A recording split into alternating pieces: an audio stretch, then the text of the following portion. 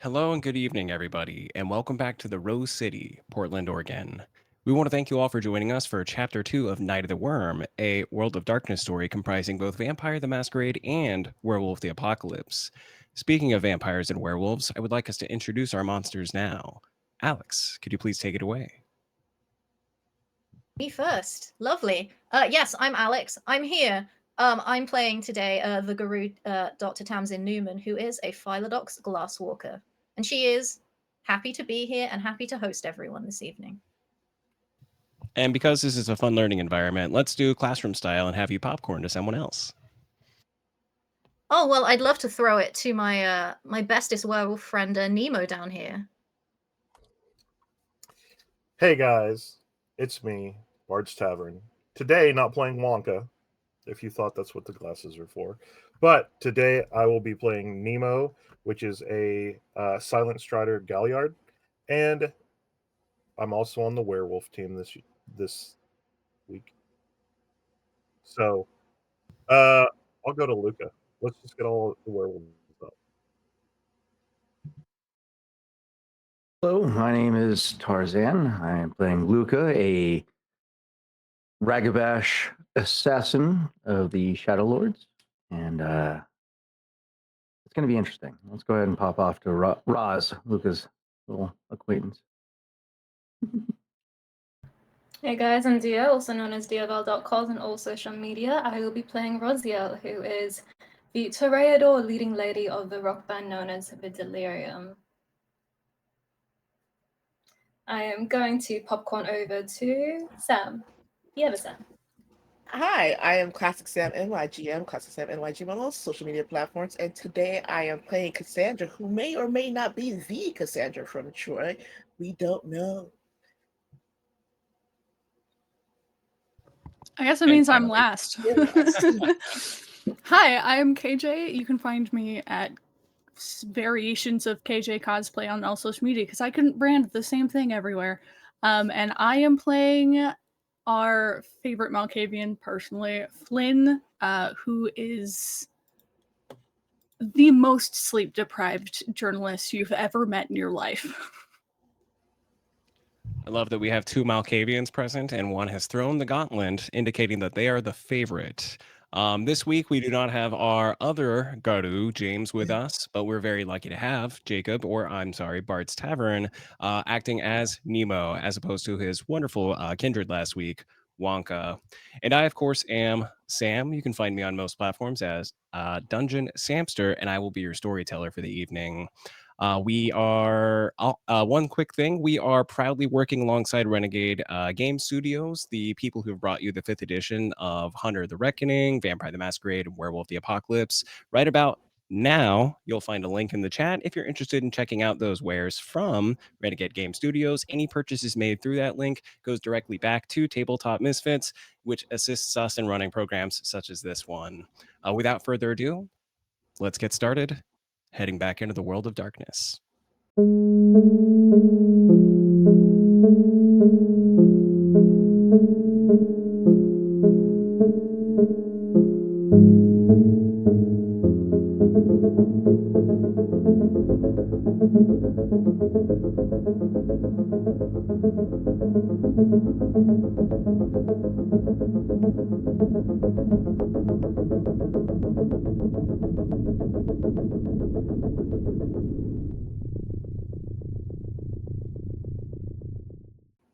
And welcome back.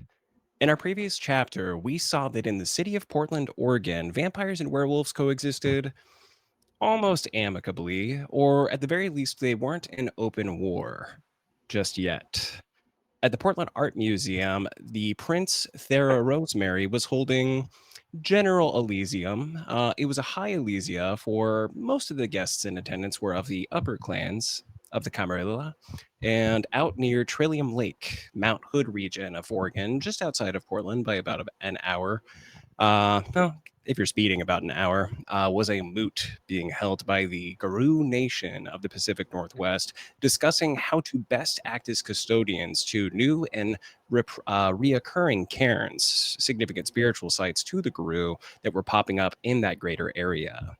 At Elysium, we met some of our featured kindred. At the moot, we met a few of our Garou, and at both sites, invaders of the opposite species came and destroyed these meetings. For you see, Garou smashed through a installed for the purposes of a dramatic entrance glass skylight to view the Orionid meteor shower at the Art Museum in Portland, and waterlogged droves of kindred walked out of the waters of Trillium Lake and ambushed the Garou in the middle of their moot. Naturally, although many kindred did fall, those still in attendance at Elysium who stood against the four Garou won the night. And in a similar fashion, many Garou make quick work of no fewer than 40 kindred who ambushed them out by the lake. This was on October 21st, 2025, and over the next couple of nights, these two different bestial species tore into each other, both inside and outside the Pacific Northwest's Rose City. It was on the night of the 24th that higher minds among both groups realized that much of these attacks, at least by the initial individuals who broke war against one another, were not of their own mind. In fact, they were spiritually driven into this fight against each other.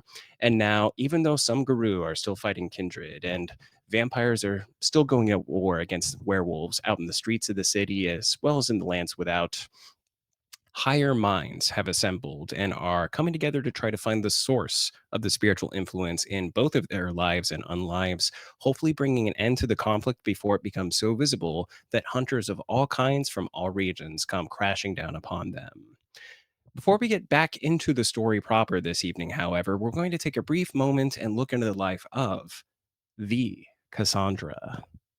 And the Cassandra, if you'll remind the audience, about how long have you been in the Rose City?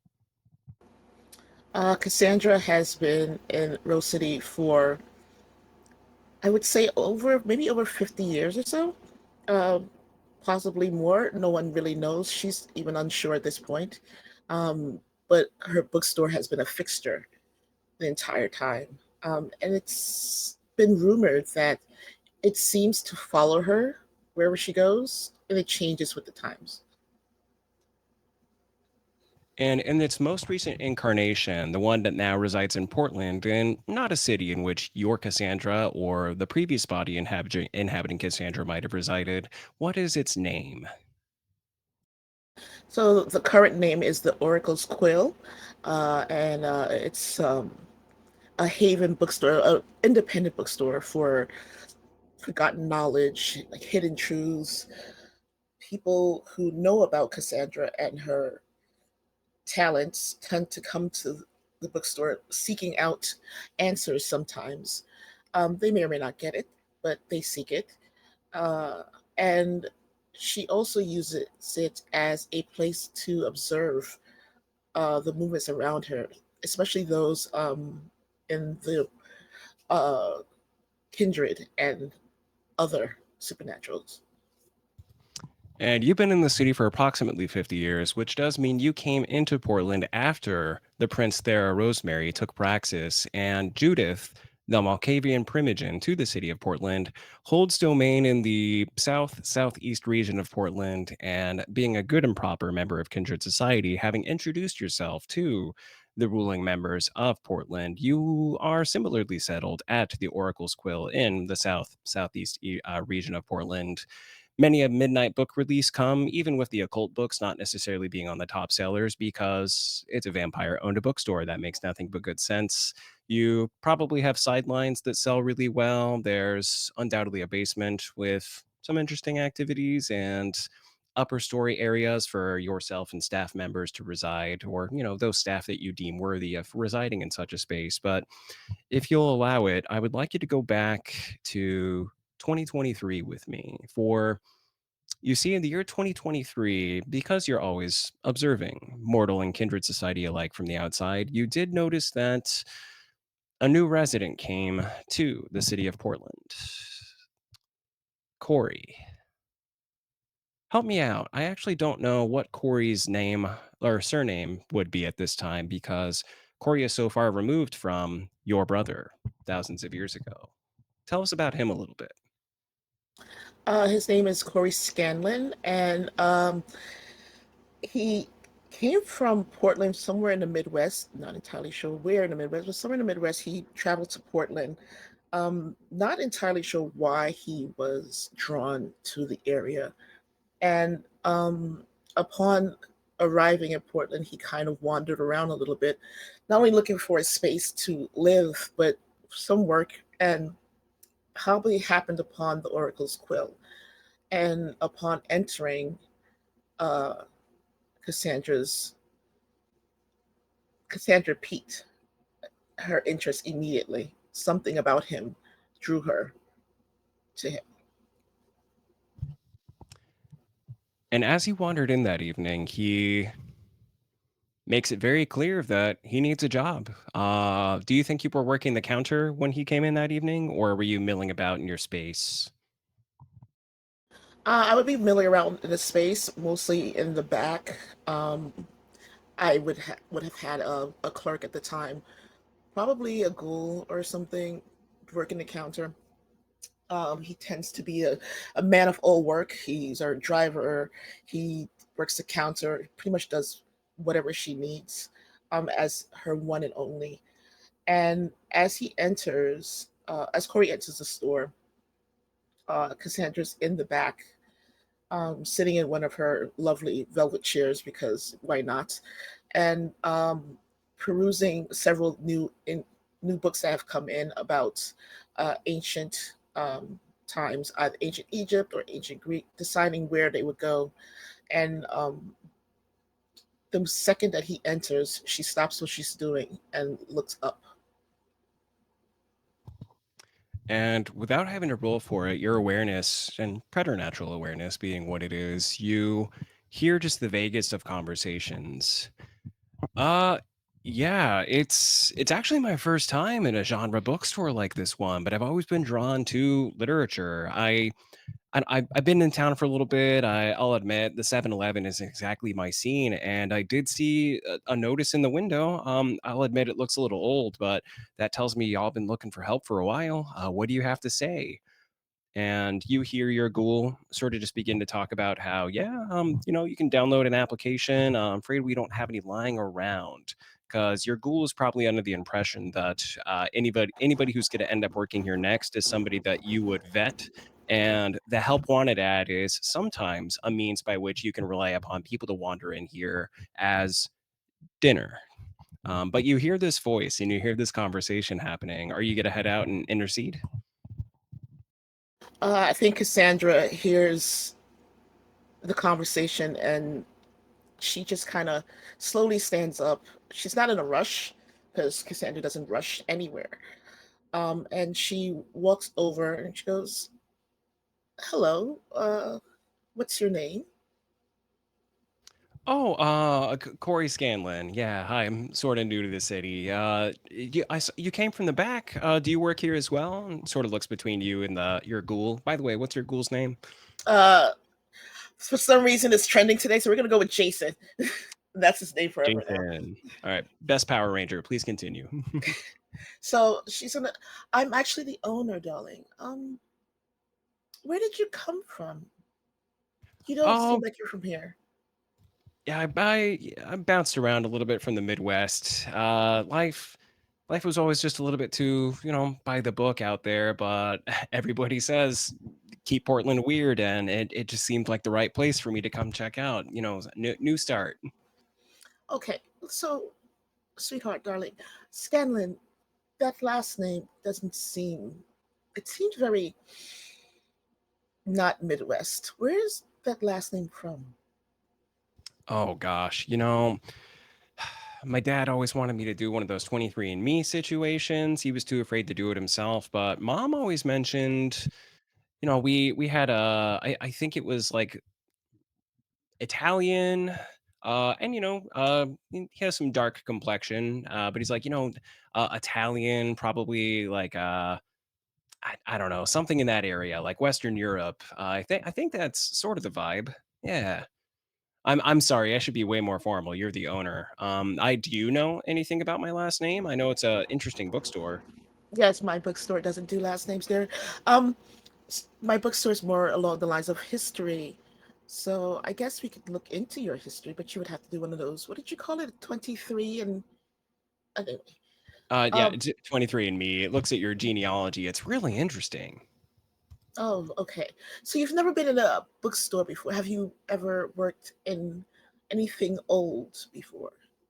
Oh, I've been in bookstores, just never such a cool genre bookstore. It's a lot of Barnes and Hmm. Nobles out east. But I did actually study at university for a little bit. I'll admit it was just junior college, but I was doing a lot of Eastern European and very Okay, specifically you could Southeast. stop. Uh-huh. You do a lot of talking there. Um, we are looking for someone. I think you would fit perfectly. Um, but do you have an address, someplace to stay, maybe? Oh, I'm staying over at the Y. I know that's probably not what an employer wants to hear. Hmm. Funny enough, I actually own this entire building, and I am also looking for a tenant. Would you be interested in that as well? Uh I guess it does this pay minimum wage? Like what how much is rent? I'll tell you what. We can. You get a regular paycheck. I don't do minimum wage. This bookstore requires a lot of commitment. I assume you Um, mean that pays more than, not it less. pay it pays more than minimum wage because of the commitment. So, and with that commitment, I think I would need you to live in one of the apartments upstairs. So we could, I give you a discount on the apartment as well. Would that be Uh fair, do you think? Honestly, yeah. That would be absolutely wonderful. And I'll start reading immediately so I can talk to people more about what it is your bookstore is all about. You don't need to read, but okay. So tell me a little bit about why you came to Portland. You said keep Portland weird, and everyone says that silly phrase, but why exactly did you come here? It just it just seems like I don't know. The moment I got into the city, it just seems like where I belong. And Sam, I'll pause that line of thought where I undoubtedly think you were about to jump next. As we skip forward the next year, 2024, Jason was a little shocked that he wasn't taking care of Corey's body the next day, unless, of course, you impart some, insights about Corey to Jason. Do you think you have that kind of a relationship with your ghoul? I think she would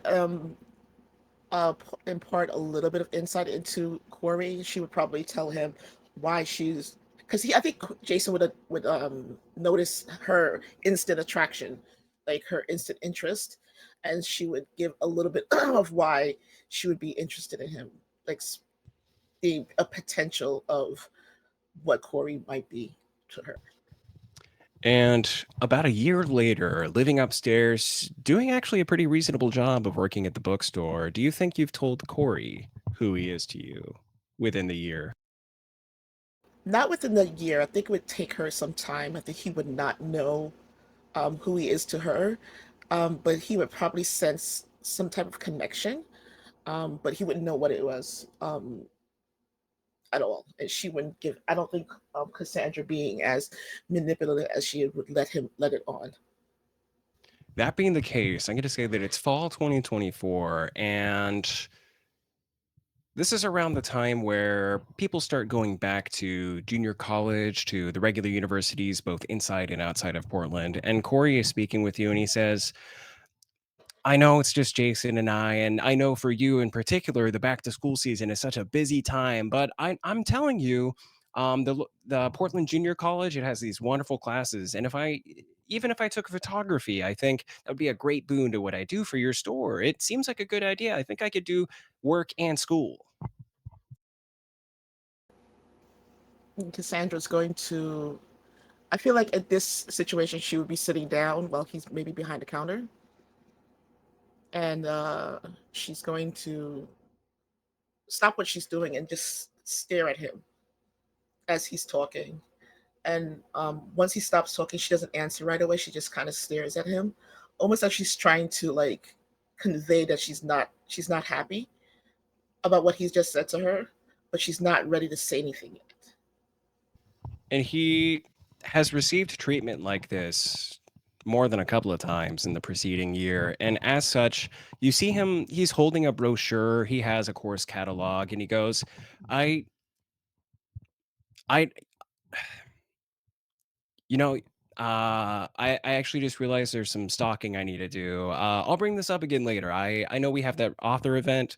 I'm so sorry to stress you out. And you see a deep degree of anxiety on his face because he knows that he has displeased you. And I will say, if you'll allow it, that the voices in your mind are quelled, they're pleased, as he very quickly acquiesces to the demands you didn't even have to vocalize. And for all of those around our table this evening, or for the audience at home, we'll return to the author's quill, or not, sorry, the oracle's quill before this chapter is over. But for now, in this moment, we come back to October 2025. And on the night of October 25th, 2025, our Kindred and Garou have had almost a full day to comprehend the task that has been laid out before them. And we move over to the west end of Portland, just south of the perimeter of Forest Park, at the residence of Dr. Tamsin Townsend. Tamsin, I believe you're here this evening with the intent to bring a selection of the Kindred and the Garou who came together last evening at your home. What was the missive that you sent out to everybody?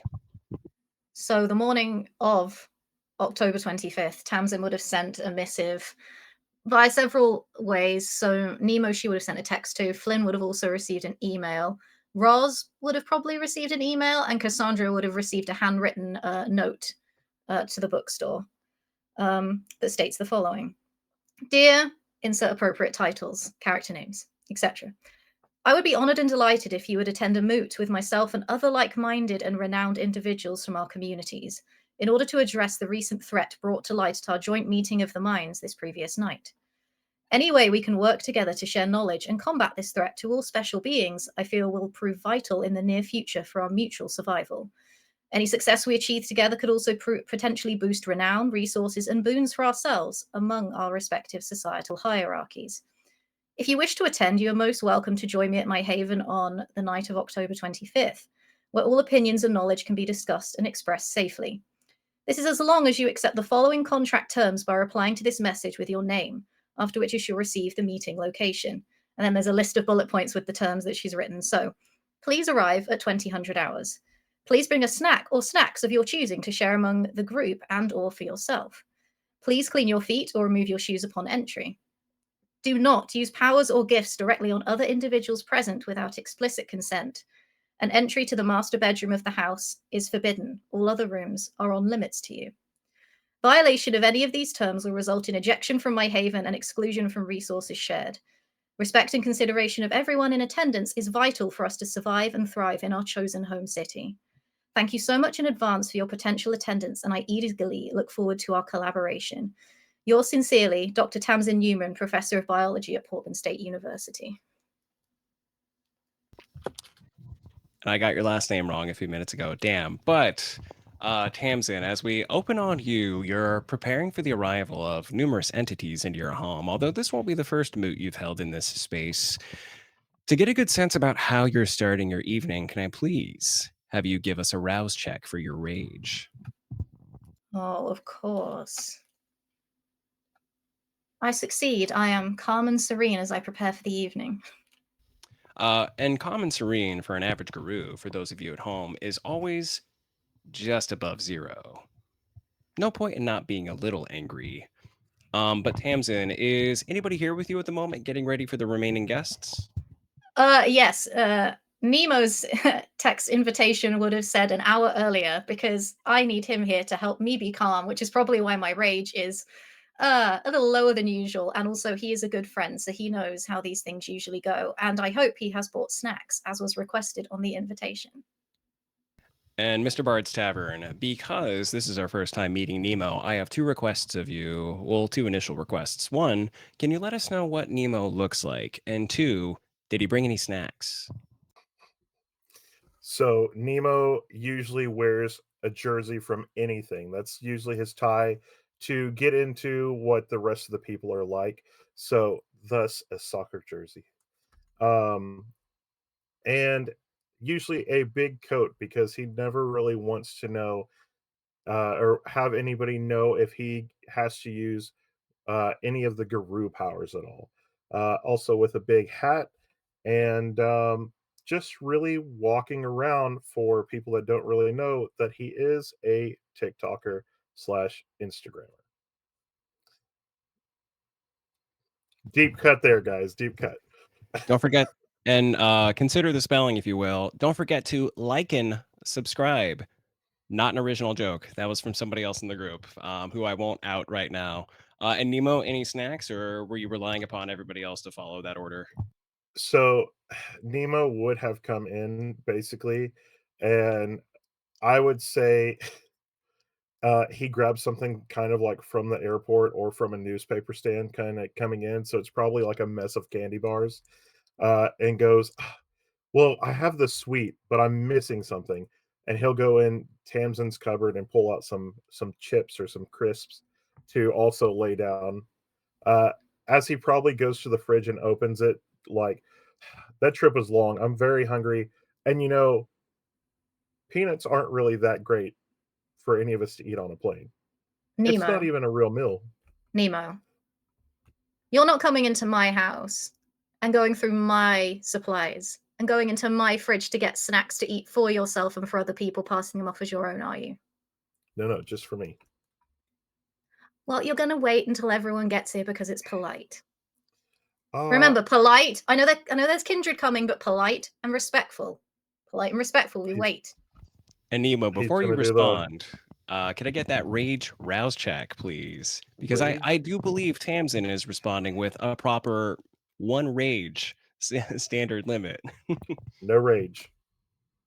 No rage. So one rage, technically. All right. Uh, Perfect. and then Nemo's gonna do the. But I'm hungry.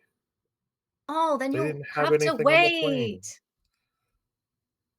Okay. And Look, I'll if I say, I just as you're around and I'm saying, like, yeah. Mhm. sorry, storyteller. As I look round, I like to think McCreary's just holding a plate of like muffins, and I'm just like, see, even McCreary, who Basilius has left, is helping by holding the muffins to put on the table. What are you doing? Eating my food. Hey, McCreary, can I have one of those? And knowing full well that they were made by the other Garou, Ben, who usually resides in this space, who's out on his own mission tonight, he once again verbalizes, and looks to you, Tamsin, because he is a guest in your space serving someone else's muffins. I just look at him. What do you think? Understood. And then he turns to you. And again, this is roughly like 50 something, but still very strong, about 6 foot tall male. And he turns to you and he says, you'll have to wait until everybody else gets here, sir. And just like busily, Wait, apron on. McCreary. But by I the way, thought we could be friends. he goes, once again, understood. I'm certain that friendship is not out of the question. I will defend these muffins with my life. And it's at that moment that the doorbell rings. Does anyone in mind have, I'm going to actually pick on either Roz or Cassandra because we have special entrances in mind for two of the other characters. Do either Roz or Cassandra feel that they would show up about 5 minutes past the appointed time of 8 p.m. or 21, you said? So 9 p.m. 8 o'clock was on the It- invite, so we'll see who turns up on time and who turns up late. Mhm. We'll say 15 after. Who shows up out of the two vampires I just called out? I feel like Cassandra would not show up on time. For one, don't tell me what to do. Two, she was slightly confused about the not using powers because her passive um future telling, it just happens. It's just, her oracle part of her just happens. It's not something she can control. So she's kind of confused by that.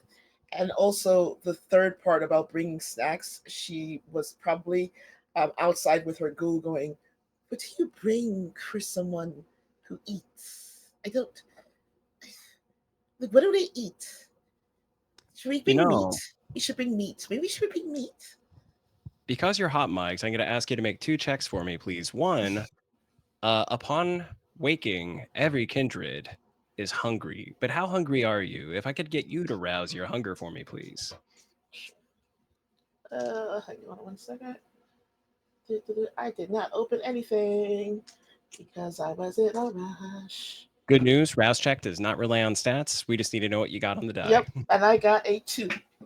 All right, so you have 2 hunger going into the Yes. evening. So the voices in your mind, which usually give you some pretty decent advice, are stating, relative to your age, all of them are babies, perhaps baby food.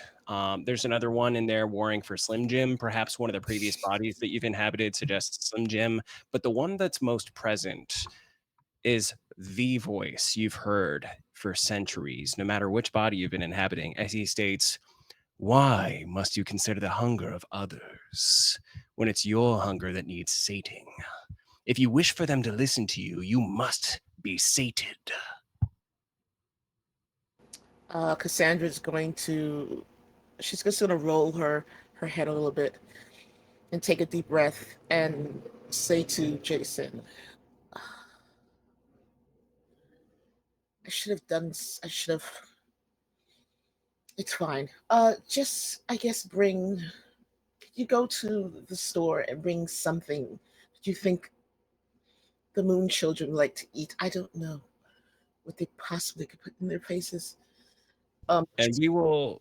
Oh, yeah, she's, go ahead. she's going to definitely, you can see her visibly struggling with that ancient voice. And you, for the drive over, as Jason has gone out, and unless you feel differently, there are charcuterie Lunchables. It's like definitely what a kid's Lunchable would be for adults, but it's like a charcuterie board. At your direction, he would have just been like, okay, meats and chocolate. And he puts that together and he has about 6 of those in the car. We would, unless you feel like it would be different food, we're going to snap cut to you ringing the doorbell. I feel like she would look in the bag and kind of just shrug her shoulders because what does she know about buying food? And she's ringing the doorbell. Actually, I don't think she would ring the doorbell. I think Jason would ring the doorbell. And as he does so, is the modus operandi for operations like this for Jason to wait outside, or is he going to come in with you? So he would walk me to the door, do all like hand her the bag once someone opens the door or whatever, and then once he sees her safely in, he would go back downstairs. All right, well, the doorbell is rung, and that comes in right around the time where McCreary states, I will guard these muffins with my life. McCreary, I knew you were a good one, and I appreciate you being here. Oh, shit. Nemo, just don't eat any of the snacks while I answer the door, please. Please. Please. And then I'll go and answer the door. Yeah, and opens it to see Cassandra there. Tamsin's wearing like a really oversized plaid shirt that is definitely not hers. Like a cropped white vest top and like leggings with mesh and like wolf feet slippers. Fake wolf feet slippers. And she goes, Cassandra, thank you so much for coming. Please come on in. And you see Cassandra at the door wearing a ivory one-piece suit, like a matching suit set. She has on pearls for some strange reason, and you see her take the shopping bag from Jason, and she just holds it out to you and goes, "Here," and walks past. Oh, thank you. Oh, you bought Lunchables. I love these. Thank you. And I shut the door behind her as she goes in. Please take a seat or be wherever you feel the most comfortable. I don't know. Do you remember? I don't know if you've met McCreary. He works with Basilius. And then this is Nemo, one of my fellow pack members. And she's going to look at Mercury and nod. And then she stares at Nemo as if she's like trying to figure out what is going on there. And then she just walks in. Also, she does not take off her shoes because she has on Louis Vuittons and she's not taking those off. They're clean. It's okay. They're probably immaculate. Oh, yeah, they're Louboutins. I'm going to ask a very special favor for an individual who has not spoken since the introduction sequence. Luca, the door was knocked upon. It briefly opened. The first thing I'm going to need from you is a rouse check for your rage. This is a meeting that you weren't directly invited to, but it's one that you heard about, and it meets your needs and interests. How angry are you tonight as you enter this situation? That's a single die, right? Single day. And you already have one. We're just seeing if it's two or not. You got a one? Mm-hmm. Okay, so you are feeling the beast this evening. This is worse than when somebody cuts you off in traffic. That motherfucker who took the last of the iced teas you wanted, Arizona or otherwise. This goes beyond that. But you have something you gotta do this evening. So you at the moment have 2 rage, and I would now like for you to make a stealth check, and I believe that you do so with additional gifts lending aid. And not only will I have you roll stealth, I'll also ask you to add your dexterity. And if you do have a gift in mind, please announce it for the sake of the audience. And if it gives you additional die, please add those as well. Well, I don't have any gifts. However, I would be stalking in the efforts to blend in. So that does give me a proficiency die. I'll grant you that, just based on the nature by which I indicated you would have used the open door as an opportunity. So please Right. take that extra die, and let's see what Dex plus Stealth gives you. The extra die is the blue die, or is it the rage die, or is that just an extra green die? Just an extra green die. So you should your overall pool should be the Dex 4, plus 3. Stealth, and whatever your total pool is, just needs to include those 2 rage dice. Ooh.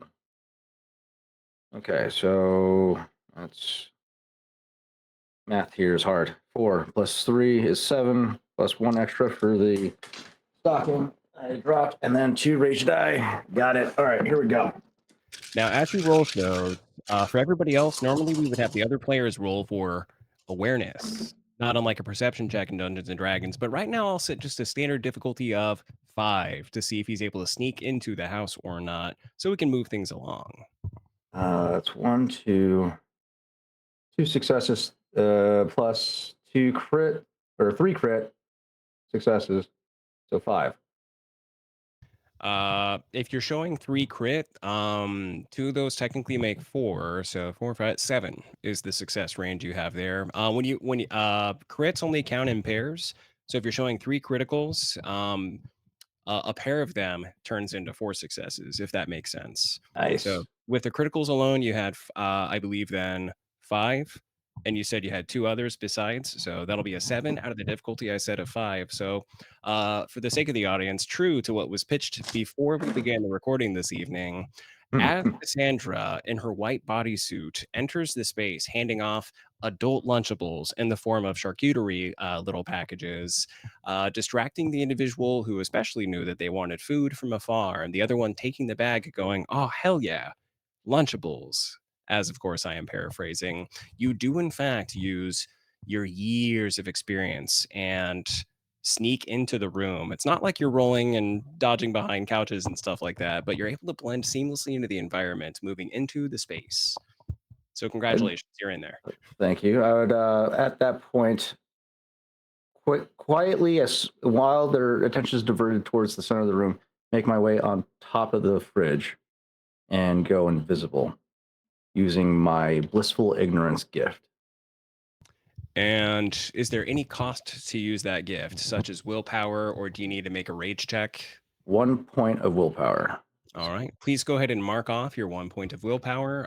For individuals watching, it's technically considered superficial willpower damage because he will be able to gain that back later. But if he goes beyond his regular pool of willpower by using too many Garou gifts, you can keep going, but that does aggravated damage. For now, though, just a standard issue, gone invisible, and nobody knows you're on top of the fridge.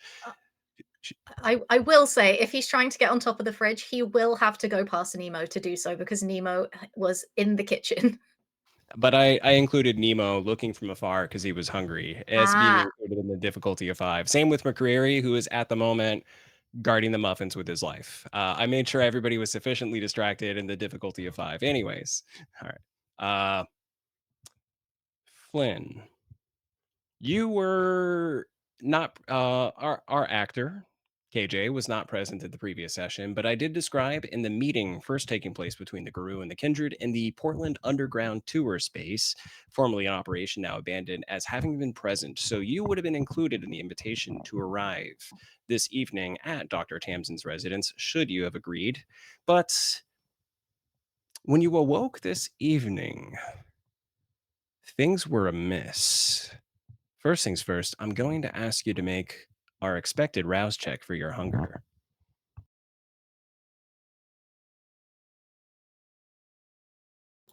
That would be a success. Excellent. You always have voices in your mind, but at least when you woke back into the night, they weren't louder than yours as you stay at 1 hunger for the evening. But how are you feeling as you woke up? You knew you had an invitation to make, but something just doesn't seem quite right when you first come back into your unlife.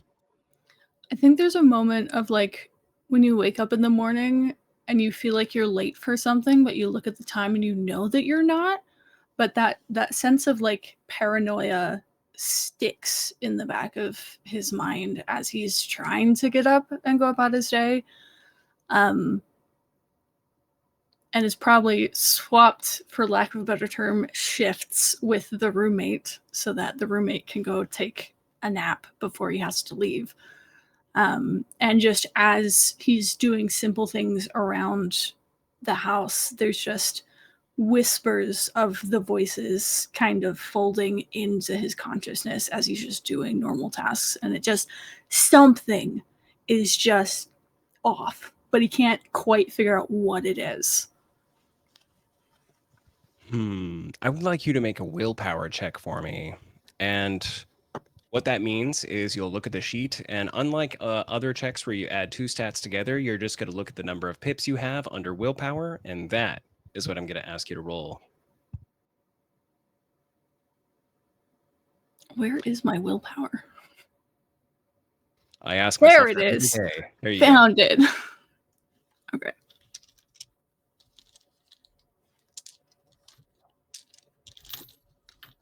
Move all of the dice out of the way. Okay.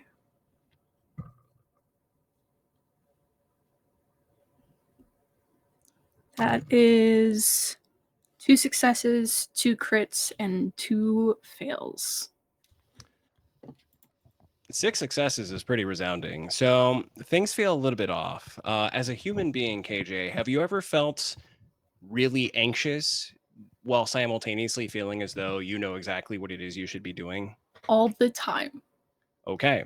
Well, your roommate, an individual with whom you share certain sensibilities, is asleep. You kind of watch the timer and you're like, okay, 8 o'clock, got to get snacks. Oh my God, the world is crashing around us. What snacks should I get? Am I going to die again? Snacks. These, however, aren't the most stressful thoughts that you could potentially have had this evening because, gosh darn, hunger check, success. Willpower check, resounding success. The thing, at least at this moment, that is giving you the most distress, however, because of that success, is not going to be to drive across town to go fishing because you feel as though that would be the best means by which you need to get snacks. However, you come to the conclusion that what you must do, well, it's nighttime. I got to get something from a bakery. Which bakeries are open? Do you wish to combat this line of thinking, or are you going to attempt to find, and this shouldn't be too hard in Portland, a nighttime bakery, because bakery snacks would be the best snacks, especially for when your ghoul wakes up and you have to go to the meeting?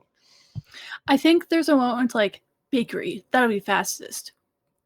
But I could make it for just about as much, and I wouldn't have to spend the money that I'm not actually making as much of it as the said roommate.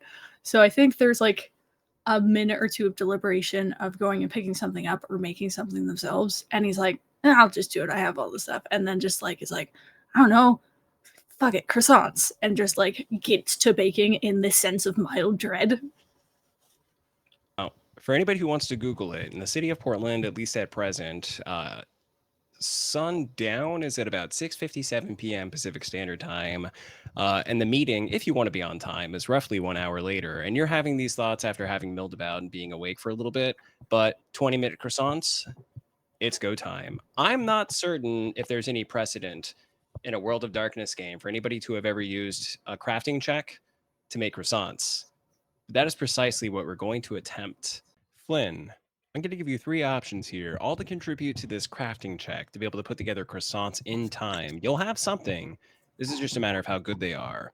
Please make a craft check using either dexterity, composure, or resolve, because all 3 will be needed to pull this off.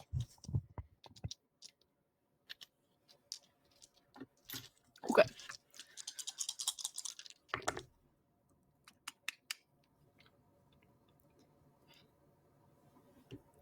That is 4 successes.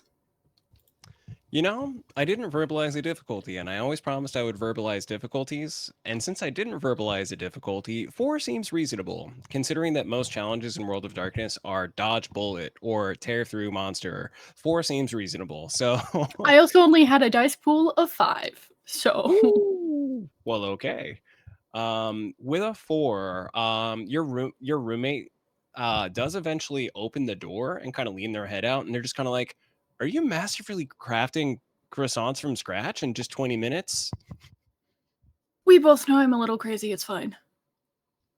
And that you see them pull out a notepad, and the notepad from far away very visibly has a piece of painter's tape on it, and atop the painter's tape it's sharpied Flynn truisms, and you hear them mouthing the words crazy equals works question mark, and they clearly are going back to go to bed. Are you going to leave any croissants behind for them as you take off? Yeah, like he'll make like a double batch to leave like half of them here for them to snack on over the next day or so. Absolutely phenomenal. And by what means do you leave the southeast area of Portland to arrive over on the west end near Forest Park? I think they look at the time and are like, could I just take public transportation? And they're like, I don't trust that at this time of night.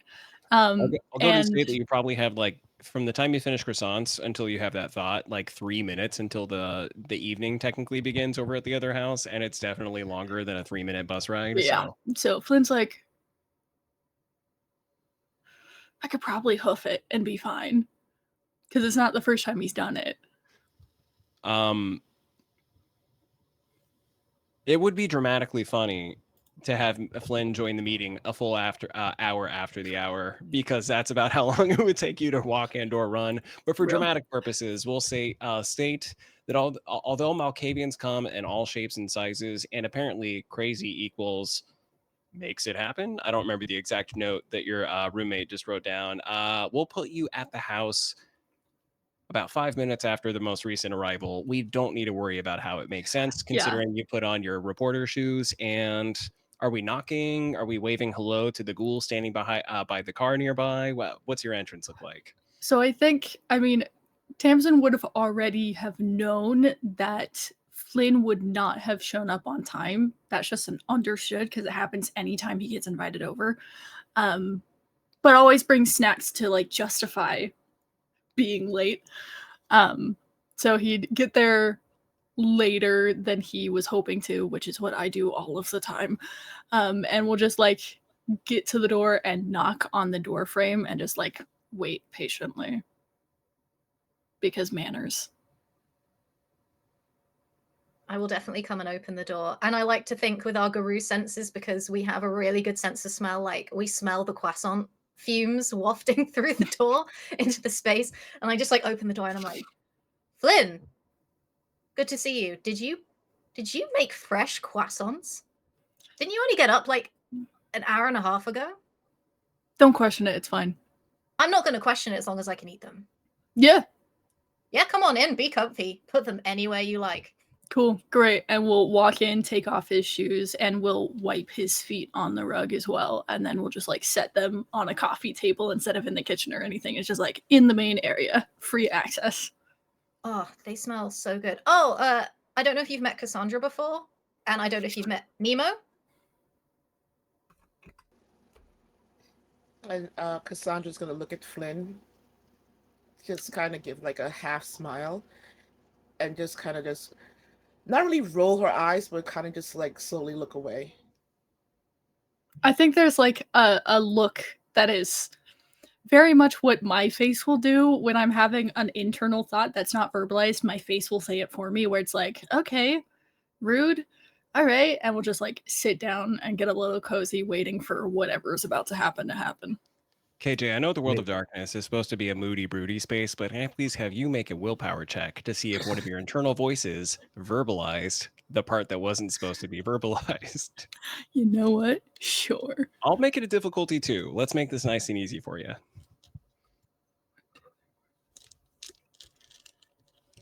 It'd be so funny though if I just failed all of them, which I did not at all. That is 5 successes. And you're rocking it tonight. If anybody wants to have KJ celebrity role any of your checks, it seems to be going pretty well. You do hear a voice in your mind, however. One of the voices in your mind, one of the many analytical voices that assist you in your investigative reporting effort, tells you that there are 7 people here. And that includes the human in the kitchen who has a gun in one hand and a tray of muffins in the other because they weren't certain who was coming in, and they have pledged to guard those muffins with their life. But you one of the voices in your mind gives you the rough count. There are obviously 6 of us, including yourself, but there are 7 individuals here right now. And I'll let you ruminate on that for just a brief moment as we pull back out about an hour and a half, give or take. Roz. An hour and a half passes, and the group will hear very faintly the sound of a car pulling up outside, and within it the muted, muffled bass of whatever loud music, God bless my drummer Tioni, decided to play on the ride over. She normally would have been on time, however, unfortunately, we are in an unfamiliar city, and there was some indecisiveness about what to bring, and also she asked him to thaw out the meat before she went to bed, and it was not out when she woke up. So there was some motherly chastising, if you will, of her bandmates. However, Roz will approach the front door, holding essentially a platter with several options, and one might get the impression she asked what her bandmates would have recommended, and because they couldn't choose, went ahead to make a majority of the recommendations. So we have chocolate crinkles, we have pepper beef mince pies, we have mini rum cakes, beg your pardon, and there is vegan brownies because apparently that was a polite suggestion, and so sure. The meat in particular is seasoned until her ancestors told her to stop. So, sufficiently so. The only thing that might be noticed is that there is no garlic at all. Not even in the vegan brownies. Oh, goes to open the door. Hey, Dr. Tamsin, I received your email. I'm so sorry I'm late. It's okay. I honestly expected someone else to be last, but it's great you're here. Wow, that is a spread. Thank you. Is that for us? Thank you so much. Mhm. I'll take that for you and take it. Put it on the. There's like a big coffee table with like really cozy like leather couches with blankets and cushions and things. I put it on there, and I'm like, McCreary. Oh, I'm so sorry. McCreary is here. McCreary wouldn't do comes out from the kitchen. Yeah. It wouldn't do to come empty-handed to meet new allies, possible friends. And the individual who stands before you was what would be a petite woman of mixed Asian and some Eurocentric features. However, she is brought several inches taller by the fact that she's wearing platform demonias. She has dark hair, much like myself, heavy makeup, dark lipstick, and several layers of necklaces. What looks to be a well-worn leather jacket is draped over her shoulders. Well, I feel underdressed and I should have made more of an effort, and that one is on me. But you look fabulous. Please come in, make yourself comfortable. Did you bring Entourage with you? Are they coming in too? Looks out to the car. No, just myself. Fabulous. Please come on in, and I'll shut the door behind as Roz enters. McCreary, it's time to deploy the muffins on the coffee table. You may no longer guard them with your life. Your mission is complete. Thank you so much. And with that, as McCreary goes to leave, an arm apparates behind him as he reaches down and grabs one of the muffins off the plate. Gee, immediately just, who the fuck is in my house? There's also a gun already against your head because he had a mission. Guard the muffins with your life, but he doesn't pull the trigger. He verbalizes, Dr. Tamsin, we have an uninvited guest, and the hammer comes back on a pretty hefty-sized revolver. You know, it's rude to crash a meeting you're not invited to. Please reveal yourself. I don't have time for this nonsense right now. Oh, not to worry. My name is Luca. I'm sent here on behalf of the Shadow Lords. They have a keen interest on the events that transpired in this city. Okay, but I'm here. you could have knocked. Why are you on the top of my fridge? I'd like to observe. But on the Roz, top of good to see you as well. Long time no see. Get down from there. You're being an embarrassment. Did you at least bring snacks? No, I was not aware that we were supposed to bring something. Oh, for fuck's sake. I look at my two Garou brothers in the room and I'm like, the Kindred don't eat. And they have brought snacks. What is with you two? Jesus. Anyway, just Okay. But That's okay. That's okay. And I'm going to take a small bite of Luca's muffin before he brings it up. Like, Luca he steps down from the fridge, but what he's wearing just leather vests, no shirt underneath, bracers, barefoot, and ripped ripped jeans with a black leather belt. He just steps down carefully and quietly. As Nemo goes to take a bite, Luca just quickly raises a rather large combat knife to the chin of Nemo. This one is mine. you two are being embarrassing. we can share. Stop it. We have company and this is my house. Sit Yes, or get out. I am interested in how this moot is supposed to go down. So I would like to sit in on this. No, please, make yourself comfortable. And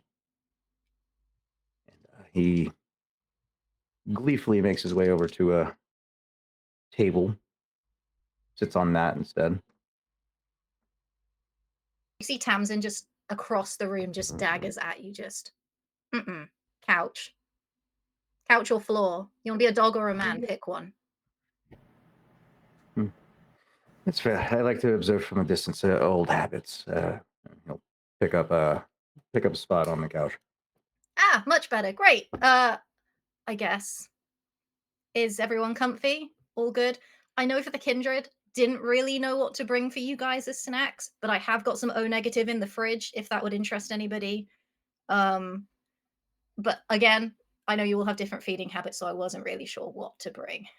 But thank you so much. As you say that, like genuinely, you see Flynn has just been kind of like staring off into space and he's like, Flynn, you want a bag? yeah. Okay, great. Give me 2 seconds. And Cassandra is going to look at Tamsin and just kind of raise the eyebrow and go, as if like, did you forget I was here? You asked someone else. But she doesn't say it out loud. Cassandra, would you also like a drink? Thank you, yes. Incredible. Rosio? I ate before coming, but thank you. No And problem. before we continue, Roz has not yet rolled for hunger. Roz, if you wouldn't mind giving us a hunger rouse check, please. Hunger dice, 8, success 1. Rouse check success, no hunger gained. So it seems as though you probably did feed before coming. Thank you. Yeah. Nice. Yeah, you see Tamsin sort of go like round a corner towards like the stairs are, but you don't really see where she goes. You hear like the slam of a door, footsteps, as they fade away, footsteps as they come back, and then a slam of a door again. She comes back with like 2 blood bags that say O negative on them that have defrosted, and she's like, bag or glass? I'm a straight just caprice on that garbage. Give me the bag. Yeah, I give you a metal straw. Here you go. Just... And Go. Cassandra's gonna look at Flynn with a look of slight disgust, that she keeps to herself mostly, and asks for a glass. Oh, of course. Goes over, gets like a nice sort of wine glass, cuts the end, hopefully doesn't spill any, puts it in the glass. Ah, there you go. And McCreary speaks up really quick. He's been working with Basilius for quite some time, and his everyday carry kit includes a number of weapons, a couple of different IDs, but also a baby bottle warmer.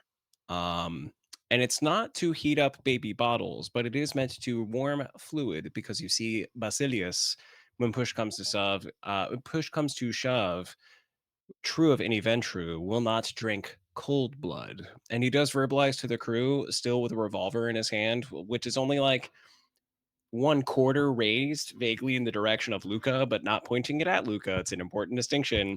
Offers to the crowd, noting that Raziel is not drinking, states, before the two of you go too deep into those, looking at Flynn in particular, who I would imagine after just a few seconds is already about halfway through their bag, would you like it warmed up?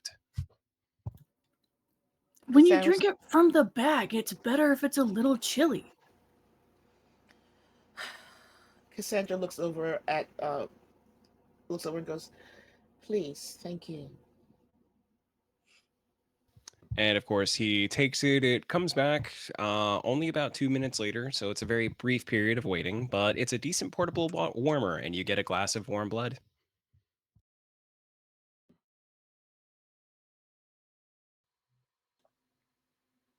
Interesting collection of friends you have, yeah? I think usually more friends is better than no friends. I mean, we're a pack. We're a pack, are we not? Don't I mean, know. Maybe. okay, you guys Maybe. aren't helping. I'm just gonna put that you guys are not helping me, so I'm gonna kick things off. Welcome everyone to my house, Haven. We hold a lot of our meetings here, the local packs in Garou. I basically wanted to get everyone together because last night what we saw was, as a scientist, terrifying. I've never seen anything like it before, and I consider myself quite an expert occultist and biologist. And I don't like the idea of, yes, Nemo, I see your hand raised. I don't know what happened last night. Can you fill me in? Oh, yeah, of course, no worries. And you see there's like a projector on the ceiling that's pointed to like a blank bit of wall, and Tamsin's like, hang on, hang on. Gets like a video that was taken last night of the kindred that was infected with whatever that goo was being shot and not going down, and plays that as a clip on the screen. And she goes, yeah, I do not like the idea of becoming infected with that. And also, it's going to pose a problem for everybody. So I figured, why not get everyone, as many people as I could, together in a room, and Luca, and try and get some thoughts, expertise on maybe where we could go to try and solve this. Is that McCreary with his hand up? That's audience stand-in McCreary, but Sam wanting to ensure that the full stakes of the situation are presented. The video that's depicted, and I don't remember hearing that it was being filmed, but everybody has a camera in their pockets, so sure. Uh, but what was presented was information that Kindred and Garou, werewolves and vampires, typically cannot be inhabited by spirits that are better known to the werewolves and changing breeds than they are to that vampires, simply by way of your bestial nature. You are inherently resistant to spiritual possession. But the vampires and the werewolves that contributed to most of the initial fighting, apparently by way of study, are all spirit ravaged and inhabited. And upon firing a dozen rounds into this kindred using a caliber high enough that it probably would have downed any vampire without a few points in fortitude, if you will. The blood not only splattered across the room, and the kindred continued to writhe as if it wasn't taking massive damage, but the blood that left it was attempting to crawl back to it. And in a similar fashion, blood that had gone far enough was attempting to then move in your guys' direction. I'm going to go on a limb and say that's not something all of you have seen before. And McCreary says to be able to evoke all of that as you watch that happen on the screen, shit's pretty fucked. It's an interesting, interesting event. And Lucas starts writing all this information down on a notepad. He pulls out of his vest. Should we be keeping this video footage? Granted, we could probably just pass it off as one of the, what's it called? What were they? Those Venom fan videos, I suppose, but... There are those of us that can erase footage like this. I can Using- also very easily write an article dismissing the validity of this video. It's not like I haven't done it before. As you guys say that, as soon as the video ends, you just see the file just automatically corrupt and is just gone. I too have my ways with technology. I don't want that getting out. It was merely for illustration purposes. I felt showing it may be better than Just explaining. making sure. You hear a note to self. Are there really real bloodworms? Just like Mothman and the Loch Ness Luca is Monster? just giving a very slow stare at Nemo. Nemo, Then do turns- not make me erase your TikTok account again. Let's What go. is he doing? McCreary speaks to that threat really quick and goes, shit's fucked. A second time. And what steps have you taken so far to discover the nature of this outbreak? This. This is it. This. There was a meeting I believe last night. First step. If I might interject, McCreary steps forward, and he holds up his phone, and all that you can see on displayed is that it's a text message coming specifically from Basilius. Basilius, Neri, Ben, some of the other contemporaries who were present in the previous night's activities are off on their own task at the moment at the direction of Hemlock, or one of the leaders of the Garou that were present, and Thera Rosemary, the Camarilla Prince of Portland, also present last night. And the text message that was received probably about a good 5 to 10 minutes ago, while introductions and entries were still being made, seems to indicate that a lot of the other groups, not unlike the one assembled at Tamsin's house, are investigating members of Kindred and Garou society with affinities for the undead, non-kindred undead, spirit experts, zombie experts, etc. Because one thing that was established last night was that the kindred and the werewolves are being possessed, and that's not normal. So they're chasing down a lead out in Astoria right now, and somebody in Astoria name dropped the Giovanni clan of vampires with a potential presence down in Salem, a 40 to 60-minute drive south of Portland. And it's almost as if Basilius was suggesting, if you don't have any other ideas, perhaps there's something there.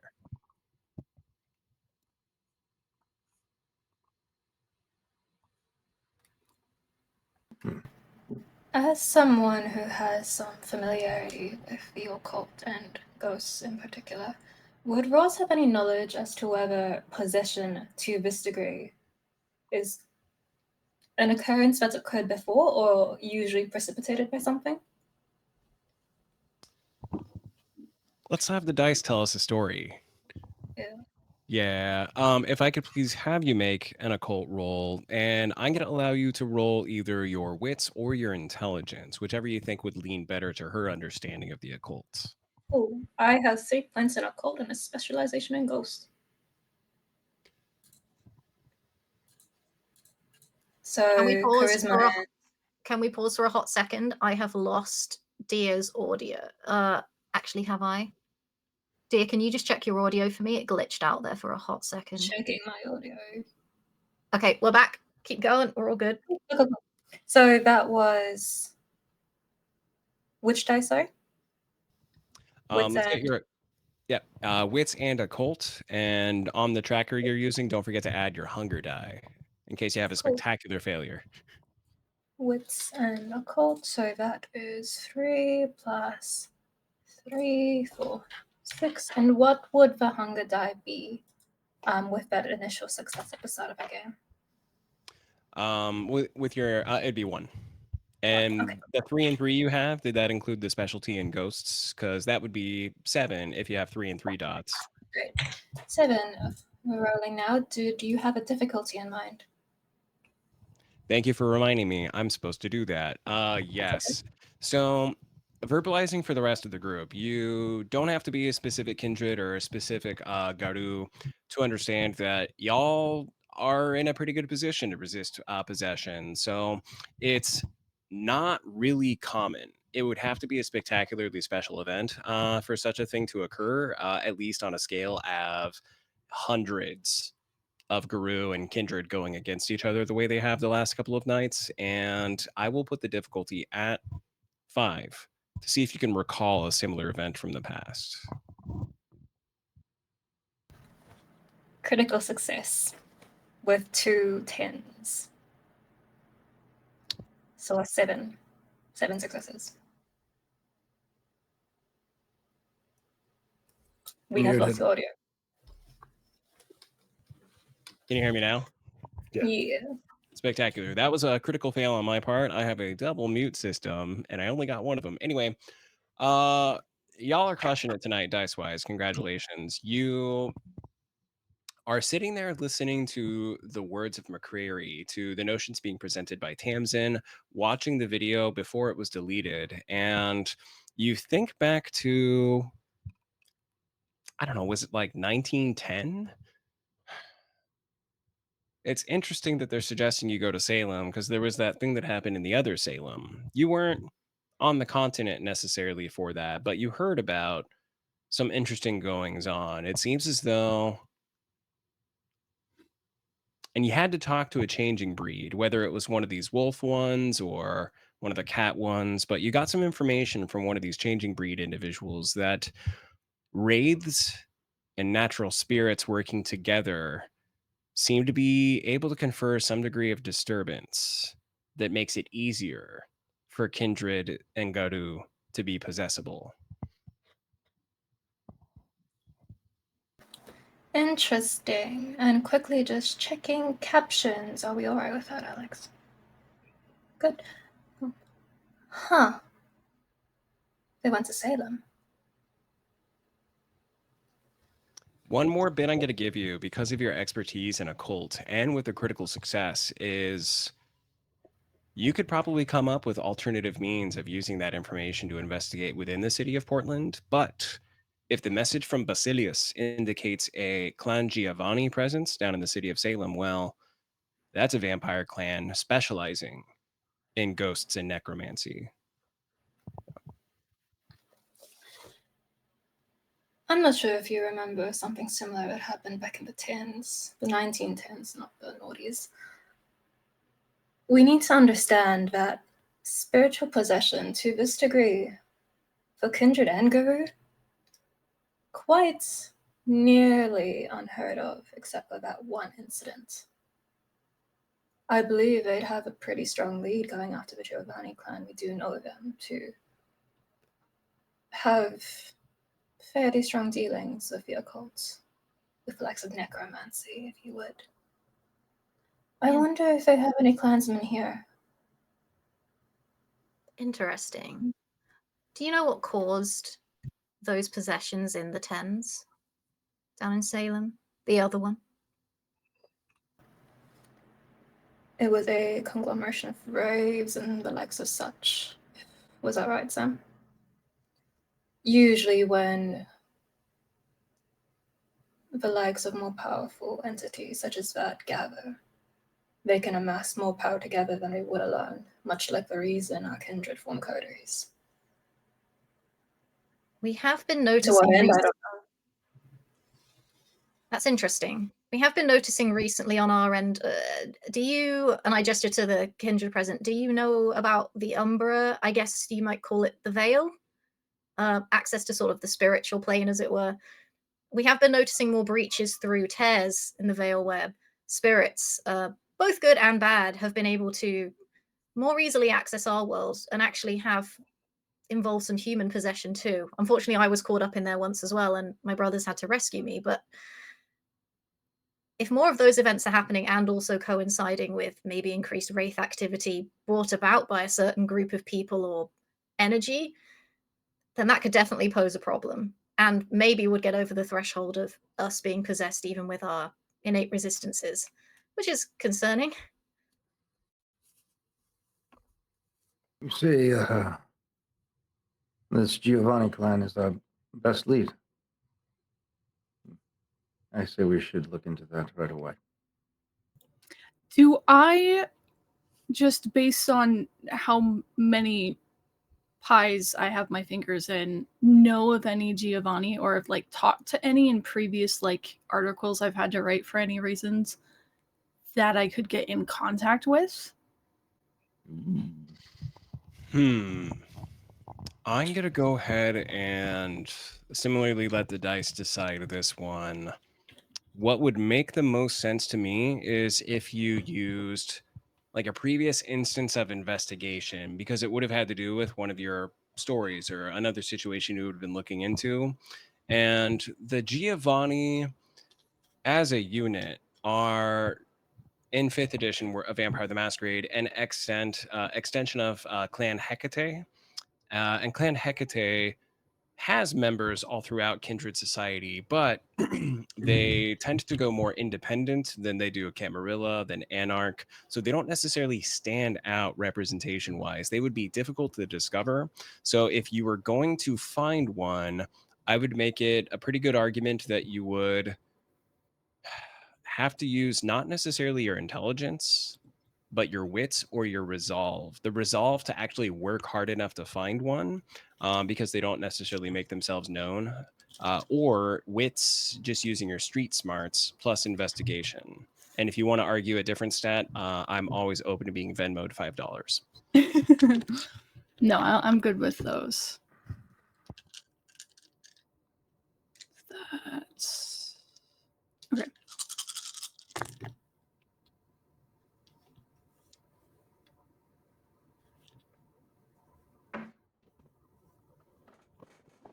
So it's 4 successes.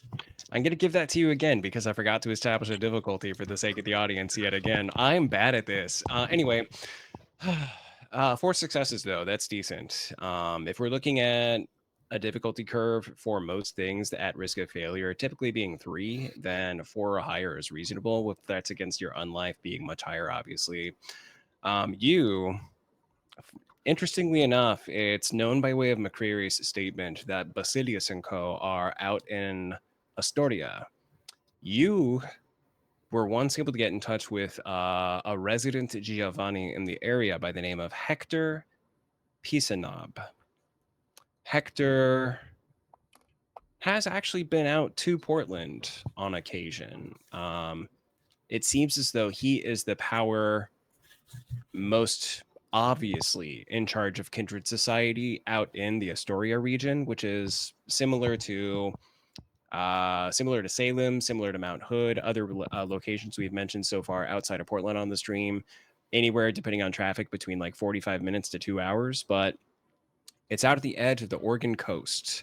It is a primary port of call for shipping coming into that barrier between Washington and Oregon. And although there's a La Sombra who acts as a obvious figurehead of activity out in Astoria, you know based on some degree of investigation or another that Hector Pisanob is the actual person behind a lot of Kindred activity out there, and you do in fact have a means of contacting him. Really quick, as you contemplate what you want to do with that information, Nemo, in a similar fashion, you are, because of your social media presence, pretty in tune with Garou society in the greater metropolitan area of Portland, as well as some of the areas without. Down by Salem are a lot of Silver Fangs because Silver Forest National, or yeah, I think it's either Silver Falls National Forest or just Silver Forest, something or another. There's a natural space with the name Silver in the name, so a lot of Silver Fangs on their motorcycles tend to patrol the area, but they're not the only Garou who heavily operate down in that region. As a matter of fact, there are also quite a few Gale Stalkers. And the Gale Stalkers down there in particular, although great trackers, as any Gale Stalker would be, these ones specialize in tracking spiritual anomaly. So you know that just outside the city of Salem, you can probably also ask around and run into a Gale Stalker who is similarly in touch with the spiritual environment. So there's probably some Giovanni down there. Flynn might be able to get you in touch with a Giovanni who might be dodging Basilius out west. And there could be a Garou connection just outside of Salem to the south. I think Nemo would probably also go onto like forums and stuff to look, and also in his bag pull out one of his grimoires and what he has probably labeled as like a Mongolian death worm, and try and see if there's any connection. But dude, and see if maybe that could also be something tied into what are actually what the worms are, the little blood worms. And you're saying bloodworms because the blood was crawling, right? Right. Okay. I'm gonna have you make an intelligence and Okay. investigation check because you're looking into the sources that you have present and you're trying to glean information from those sources. And don't forget Right. to include your single point of rage. Single point of rage. You said intelligence and what? Intelligence and investigation. And the difficulty here to find information, I'm actually going to place on the lower end of 3. Okay.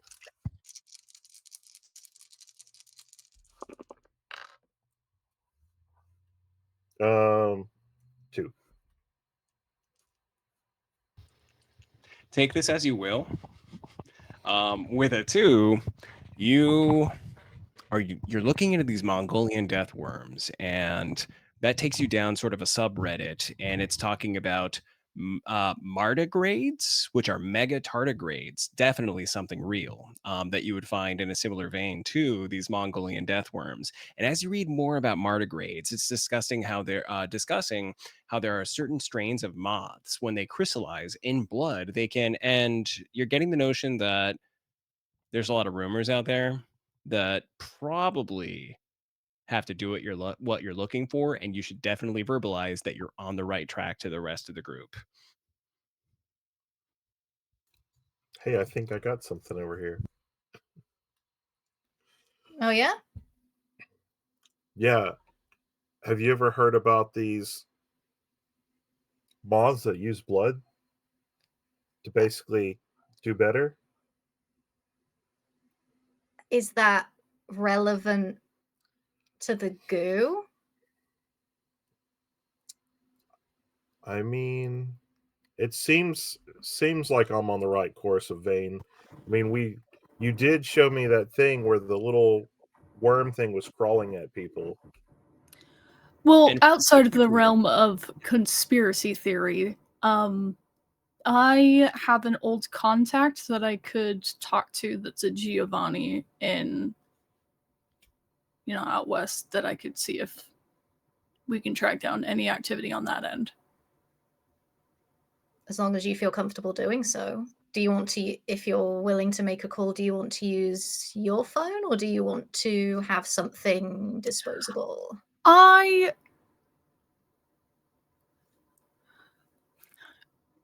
That's a great question. Which one do I think Hector would expect coming from me based on how we interacted last time? Like, what would be the safest way to try to contact him without, like, ruffling feathers? Easily enough. It was because of your successful investigation that you were not only able to make contact with Hector, but the fact that you have Hector's phone number means something. If you were to attempt to use a burner, you likely would not make contact. That's what I was thinking. Mm-hmm. If I used the burner, he probably wouldn't answer. Like, he gave me his phone number, so I think that's probably the safest route to go. I can't promise anything, but it is a route we could take, a connection I've got. I have no objections. Cool, great. You guys keep talking. I'm gonna go make a phone call. And Flynn will, like, stand up, walk just, like, out to the hallway, and we'll make a phone call. Now, for the rest of the group, are you waiting to see how that conversation goes before considering a plan of action, or does anybody else have any "we should definitely do this" lines of thinking presently? I mean, I could also contact my colleague at the University, Jackson. He's a Tremere, so he may have some lines in Blood Sorcery we can look at. He may also have a contact with Giovanni if we want to go at this 2 different ways, but only if that's okay with everybody else, of letting him know what we're looking into. I think it's a great idea to be casting a wide net, considering there might be holes a few of them try to swim through when they realize Yes. we are cracking down on who might be responsible for this. Raises a good point. Once we do discover who is responsible for this, we are going to have to deal with them. You say these creatures are not easily taken down, correct? You faced before? Definitely not. One of our highest members, and of the highest members of the Kindred, shot that thing with about 12 rounds from a revolver, and it barely went down.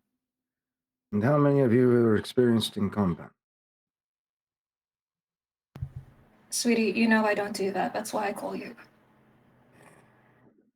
Very well. I'm going to need to make some contacts. I need explosives. Whoa, hang on a minute. We can't just be going around blowing places up in the city. I can't protect all of you at the same time. And I mean, something tells me I'm going to have to protect all of you. well, we have our own ways of protecting ourselves too. If you're concerned about us, let me help you out a little bit. Before we go, I'll Let me show you. The explosives is the last ditch effort. I prefer to work in subtlety. But Cassandra preparation laughs. is necessary. Cassandra laughs at the subtlety, the combination of the word subtle and explosives, and just shakes her head.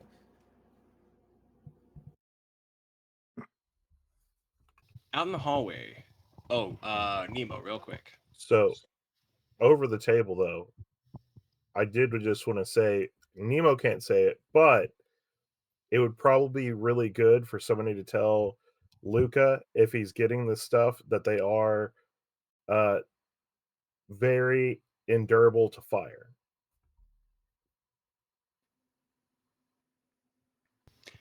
And if you need help, because I actually haven't heard endurable, but I'm pretty sure I know what it means. That means vulnerable, correct?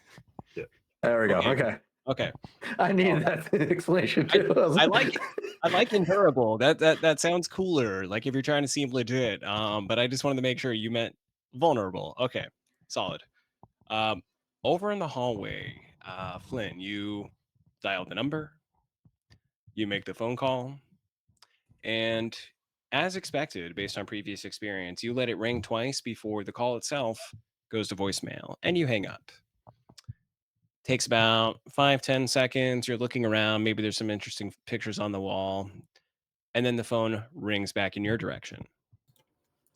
He'll just, for spite, because that's how these interactions go, will let it ring twice before he answers the call. And then you answer. Mhm. Excellent. The phone is picked up, and you see, or you hear a voice, and this was being expected as well. It is not who you know to be Victor or Hector Pisanov, but another voice says, and I believe it would be something about along the lines of like, RJ's shipping and freight. I believe we missed a call from this number. Yeah. You remember that journalist from a while back? From the Tribune, from the Sun. We don't do a lot of stories, but we've done small pieces with them.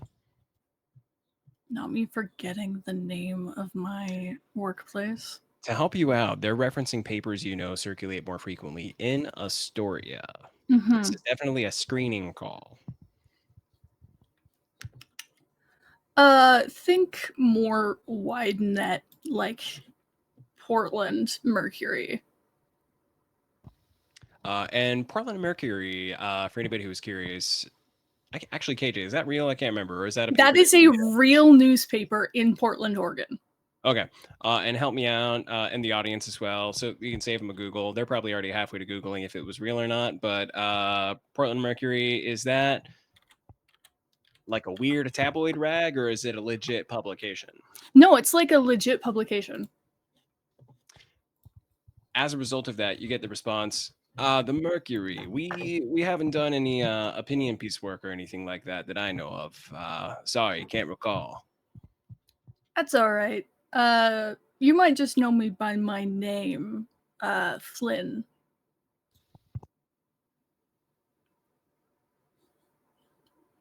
Homie, I can't hear you. There you go. We're very good at technology. But you drop the name Flynn.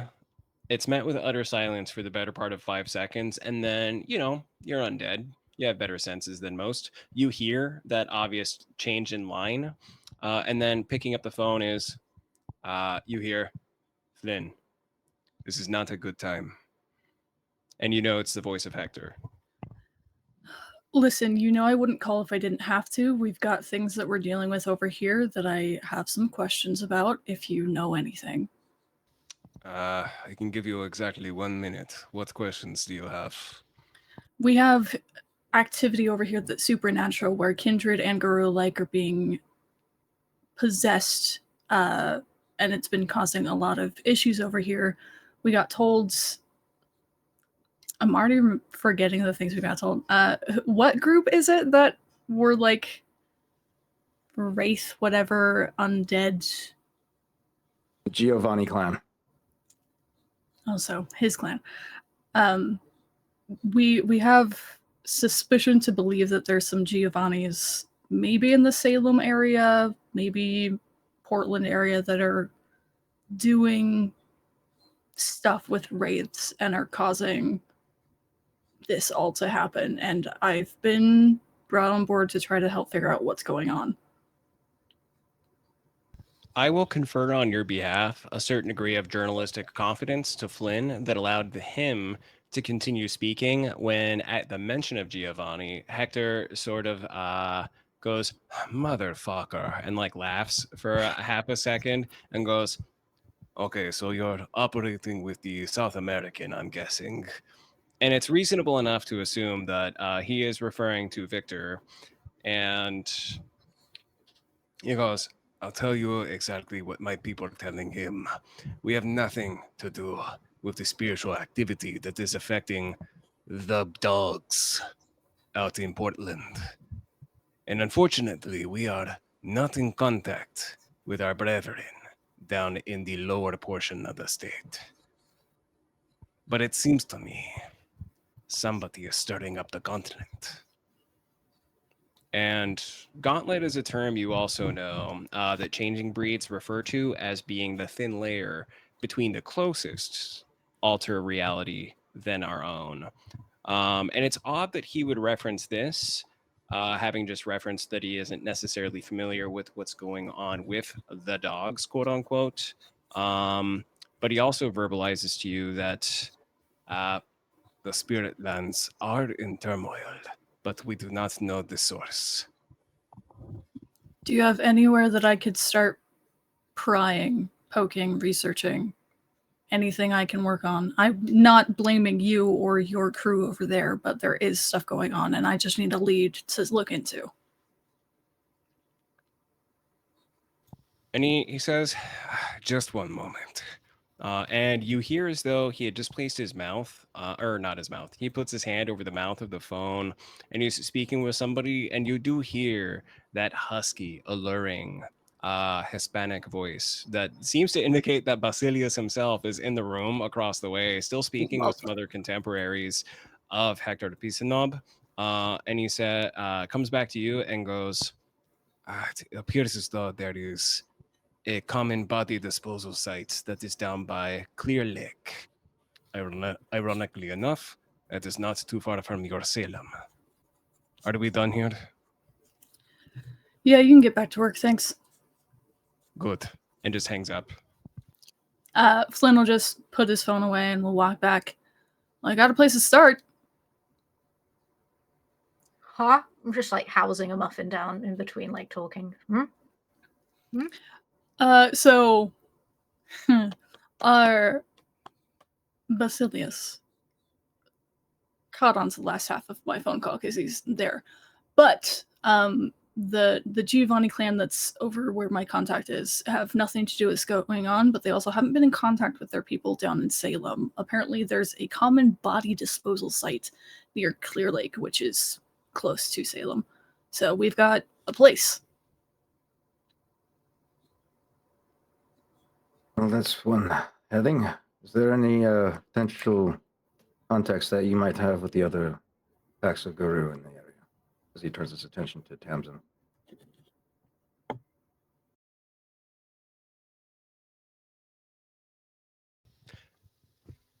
Do I know anyone down there in Salem? You probably would. Glasswalkers are pretty far spread out between here and Eugene. Eugene being south and Salem being south. Did you want to make a quick phone call over to Jackson, or did you want to, scroll the contacts list on your phone and see if any names pop up and you're like, oh yeah, that guy? Also, look at the group and say, I think I'm going to call my colleague first. He may have some more insight. For if they can't get into contact with anyone down there, he might know from the Kindred side what is happening. But did they say anything about werewolves being down there, or if there's any spiritual activity, Flynn, that could be unusual apart from there just being a lot of dead bodies, which usually creates a lot of undead? Well, Hector doesn't much like Garou.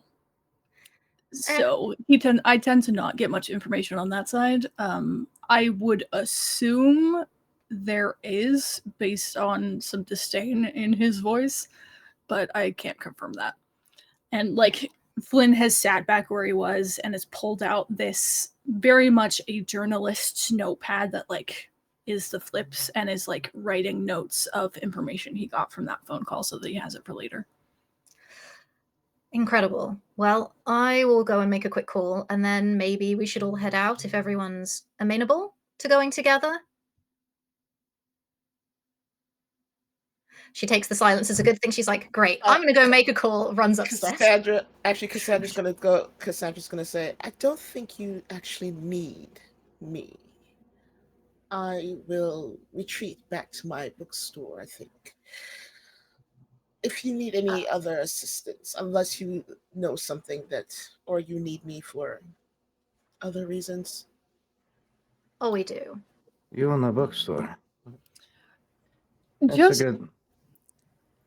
Why don't we look into their abode and see if they have any books available? That would help detail what we're dealing with. You want to come to my bookstore to look for research information? Yeah. We could go on the way. Are there any of the voices having opinions about Cassandra as these conversations are happening? At least one. Yes. And there's undoubtedly some voices that are just kind of like, I swear, if we just talk to them a little bit more, we'd probably be homies.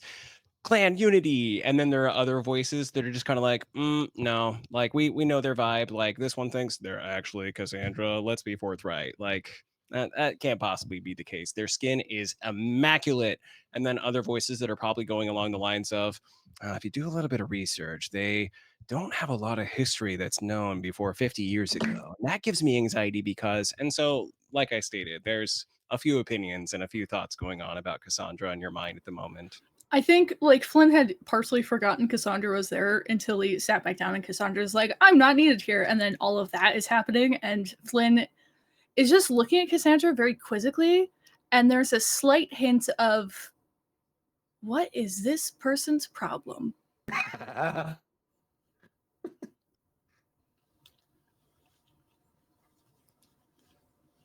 Okay, so And about the table, I think we're going to take a break here in just a moment. But just so I can check in with you, Sam, Classic Sam NYGM, are you needing to like leave the session after the break tonight? Is that why you want to leave the situation? Or are you just that much of a cat person that you're like, I don't think I'm needed here? It's more along the lines of Cassandra going, she's listened to this whole thing and she's not entirely convinced that it's just spiritual. She feels like there's a source or someone trying to manipulate both sides for power. Like there's something bigger behind it than just a cultist like manipulation. She feels like this is a power grab, and she's not entirely sure where it's from. And she's getting maybe glimpses of something, but it's not solidifying for her. Which is why And Luca wants to look into the bookstore, because there's potential information on other clans out there that could be doing this. and you know for a fact that, and I'm just going to put something out there stating that you know for a fact, but it's not something you and I discussed previously. Yours is an eclectic and occult driven bookstore, and there's obviously the tomes that are present for people to peruse and potentially purchase, but you also have your collection in the back. And that's not necessarily for purchase, but more for your personal research.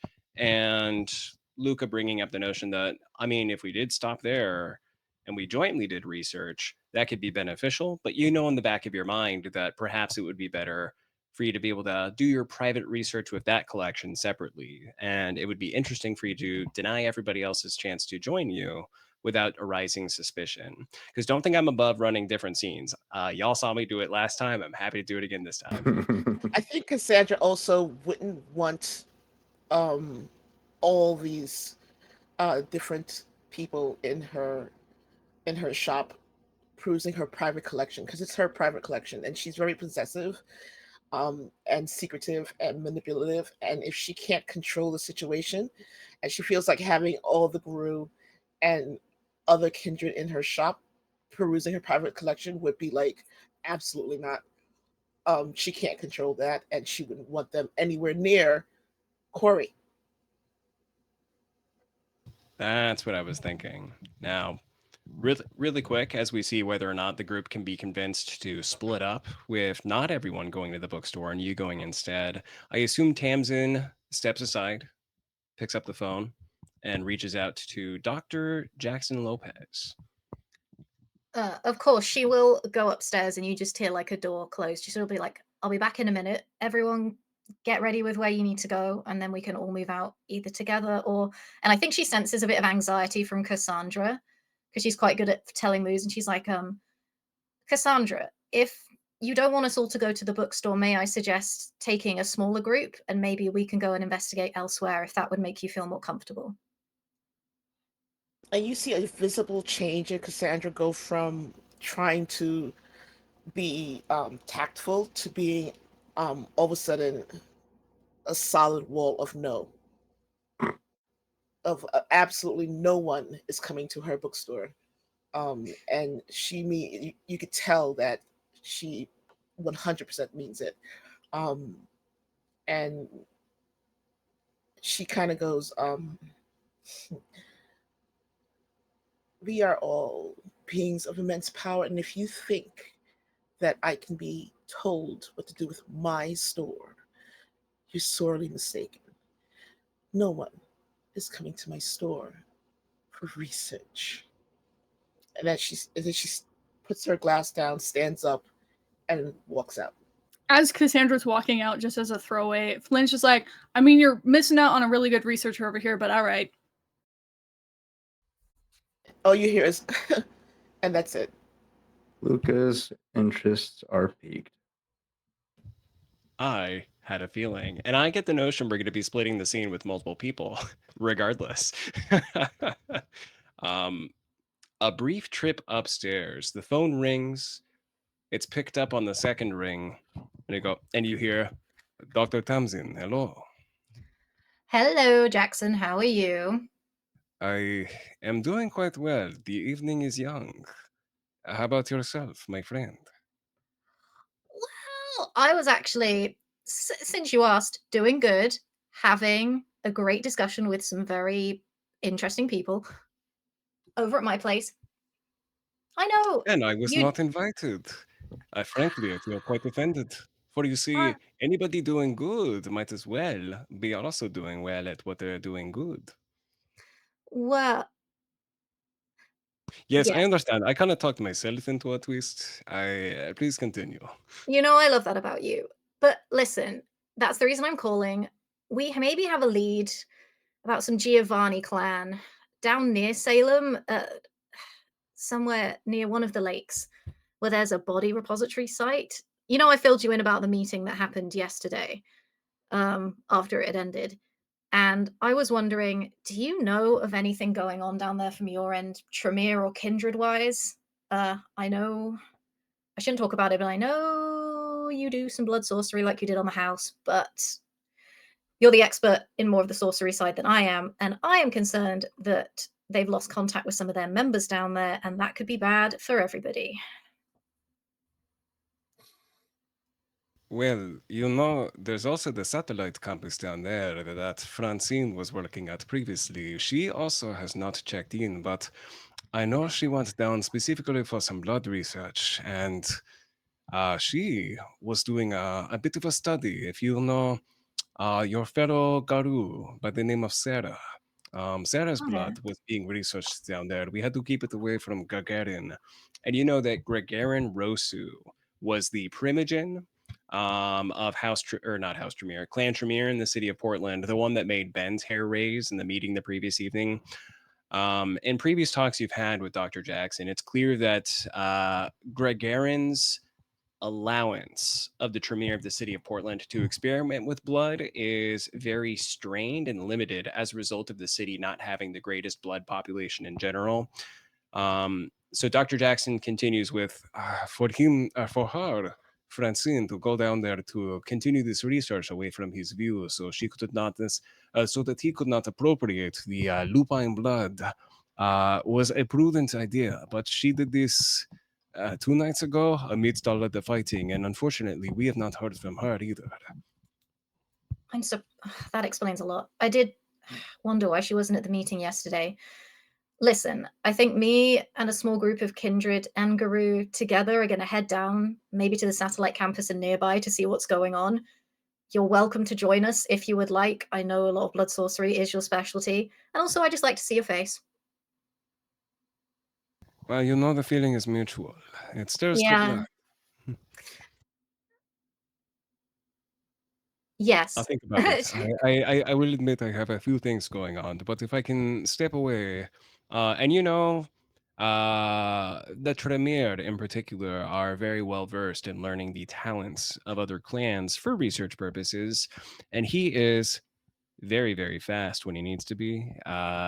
He communicates, if I can sneak away, I'll try to join you all down there post haste. That would be fantastic, and maybe I'll take you out for dinner next time. Yes.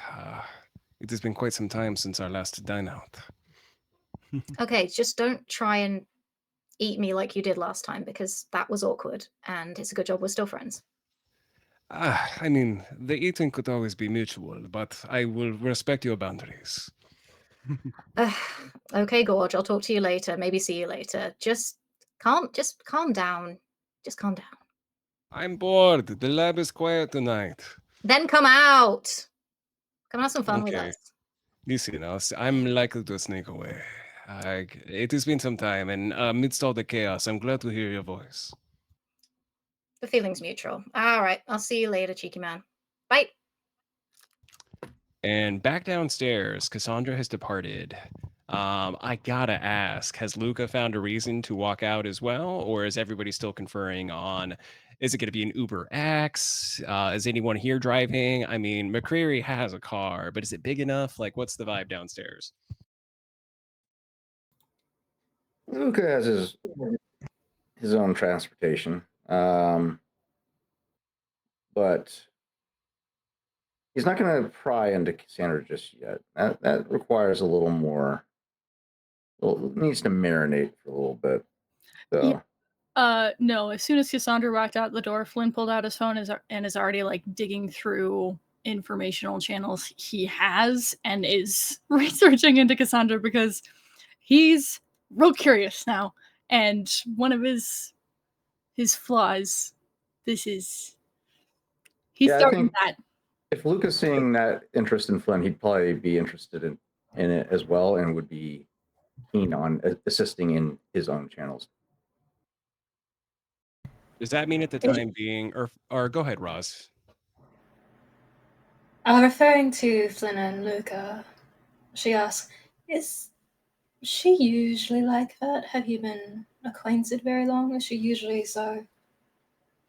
I don't think I've ever actually like met her. I've heard about her vaguely before, but all the stuff in here has some high opinions about this lady, so I am intrigued.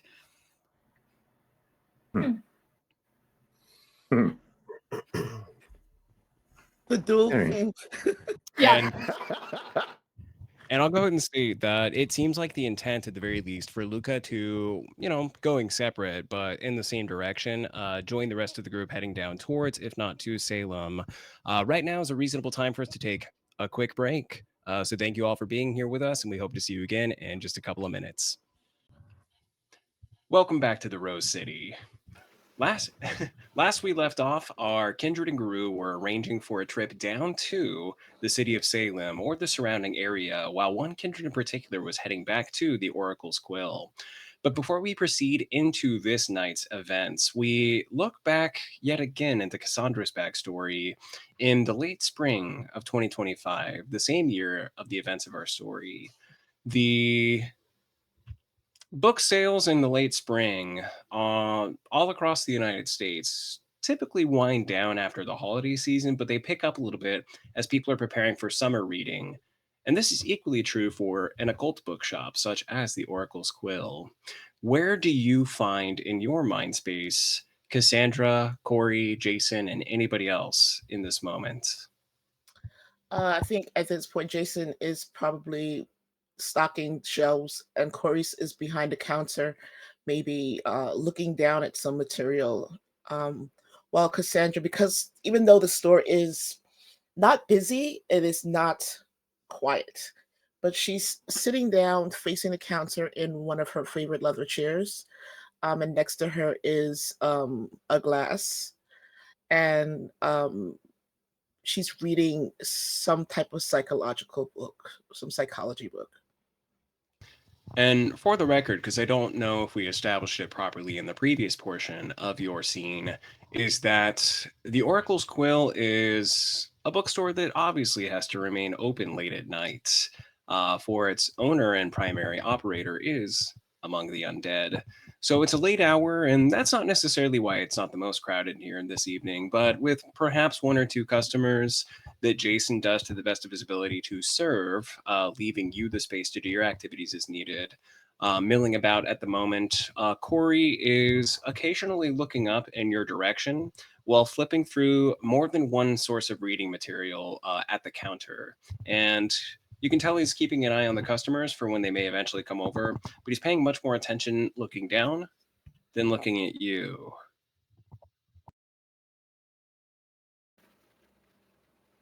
What are you looking at? And she says it while she still has her eyes on her book herself. She doesn't look at him directly. Says, even in the last year or so, have you do you, I might be crazy, but do you something about your appearance is a little different. Or at least I think it might be. I'm looking at this photo in this book. I might be crazy. Have you seen this before? And he holds up what appears to be a historical reference, very specifically for witchcraft or misinterpretations of witchcraft through environmentalism and herbalism. And there is a specific photo of a group of women that are part of a community project to restore a dam because the natural space in which they were conducting business was obstructed by human intervention. And one of the women pictured, obviously you're in a different body now than you would have been back then, but he might be onto something. For you see, every year you are in a fresh body yields about 1% conversion to your original appearance. If that body lasts long enough, you may in fact look like the Cassandra of yore. But you don't look that similar, just enough that he might be onto something. Like, Corey, I don't understand why you're making such a odd comparison to a picture in a book from what year? Well, this right here, it's 1940, and Mm. obviously that means it's not you. But take a look at this, and he actually pulls out because he was looking at multiple things. This is sort of like a census. It's a weird thing for you to offer in here, but you do have quite the eclectic selection. And he points out, there's a few other references in here to people with similar names to yours. And I was able to find one more instance, and he holds up a photo from another book, and this one just has to do with an anthropological study in areas in which there are vortexes, which are those like energy spikes where people think real magic is a thing, and that's not really a thing, but it's fun to talk about in a occult bookshop. And yet again, somebody referenced in the genealogy tree that he seems to be showing from census information across years is Mhm. another one of your former lives. And he goes, like, I know people can look like each other, but the names are similar. You look like them. Have you seen these pictures before? Corey, does it ever occur to you that maybe I collect things that are interesting to me? So, of course, they would. I find it interesting that there are similarities, doesn't mean that they are actually similar. Coincidences happen, dearest. I guess, yeah. I don't know. I know it's a sore subject for you because I do such good work here. You tell me all the time that I'm needed at the store, and you pay me pretty well. I want to thank you for that. But I, I, I don't know. I feel kind of idle. Like it. Maybe if I took a summer class, it shouldn't infringe upon the store. You and Jason already do so well. It wouldn't cut into the hours I put in here. I swear. And then I would have other hobbies besides looking through all the books. Hobbies. So, what is it that you're trying to do, Corey? I don't. Do I not give you enough work here? Do you not get enough education here? Is there something that you seem like you're missing? It's not bad. And again, you do so well by me. I want to thank you and Jason. He's so accommodating as well and being here. But I just, I feel like I should broaden my horizons. I'm so curious about myself, quite frankly. All of what I've learned here has inspired me to want to look more into what I have in this world, and I don't know how to do that outside of an occult bookstore. I need to see what else I can learn and how else I can learn. And she's going to smile a little bit, but like maybe predatory, and just stare at him really, really hard, um, in an attempt to maybe make him look down, maybe acquiesce a little bit. And then she's going to go, Corey, you're so kind and loyal and dependable. And this place, these are qualities that are rare, qualities that are needed here. And this shop, Corey, runs because you are here and runs well. I feel like it's a solace for a lot of people. And if you left for whatever reason, that connection would be broken, maybe. Don't you think? Now I have an important question for the player. Have you ever used a discipline on Mm. Corey? And more importantly, Hmm. let's say hypothetically speaking, you're in a shared space, residentially speaking. Have you ever sought to sneak even a single drop of your blood into anything that he has drunk or eaten to form a blood bond? She has, after he first broached the subject of college, and she realized that she needed to um, have that bond to keep him close after he broached that photography class. So I think she might have done that then, when he kind of walked away, like, oh shit, I might have fucked up. So yeah. And which of those? Was that the beginning of your discipline use, or did you attempt to create coercion by way of blood control, or both? Both. So I think she might have tried at one point to not mesmerize. I don't think she would, but compel him a little bit. And then she did use some of her blood to strengthen that bond, so that way he wouldn't feel the need to want to leave so readily. And you have just posed to him in this scene, sort of, I'll call it what it is, a guilt trip. Yes. And he looks down yet again at the materials before him, and this is the first time, because he's a good worker. These conversations are not frequent. He has revealed himself to you in the last year and a half's time to be a very good man. He does good work. He helps out around the residents. He occasionally wonders why you're such a night owl. He knows Portland is full of them, but he doesn't have this be the entire focus of his relationship with you. But every now and then he raises these questions, and every single time, especially ever since you've established the bond, when he began the pattern of compulsion, of mesmerization, he looks down, as you had expected and anticipated would be the result, and he just states, you do so well by me here, and I feel like there's more I'm like missing something, more of how I can contribute. I just feel like there's something I'm not seeing, and if there's anything the occult bookshop has inspired in me, it's a desire to figure that out. I'm sure you understand, or maybe you don't. I'm sorry. No, there's nothing to be sorry about. I think that you need to understand, though, that you are a constant in this bookstore, and your presence makes all this possible. And I don't think that you leaving would be the best course of action, not only for the store, but for you and me. Anyway. And I think that your storyteller has assisted you in falling into a narrative trap. For you see, Basilius's ghoul, McCreary, in the modern day, is able to exhibit a certain degree of je ne sais quoi, some confidence, and a little bit of sturdiness that you can tell he is receiving from the blood that has been conferred to him by way of his ghoulship under Basilius. And in a similar fashion, although you stifle out of necessity, but out of care, some of the qualities that have been shown in Jason. Jason is capable of only sleeping half an hour to an hour per night.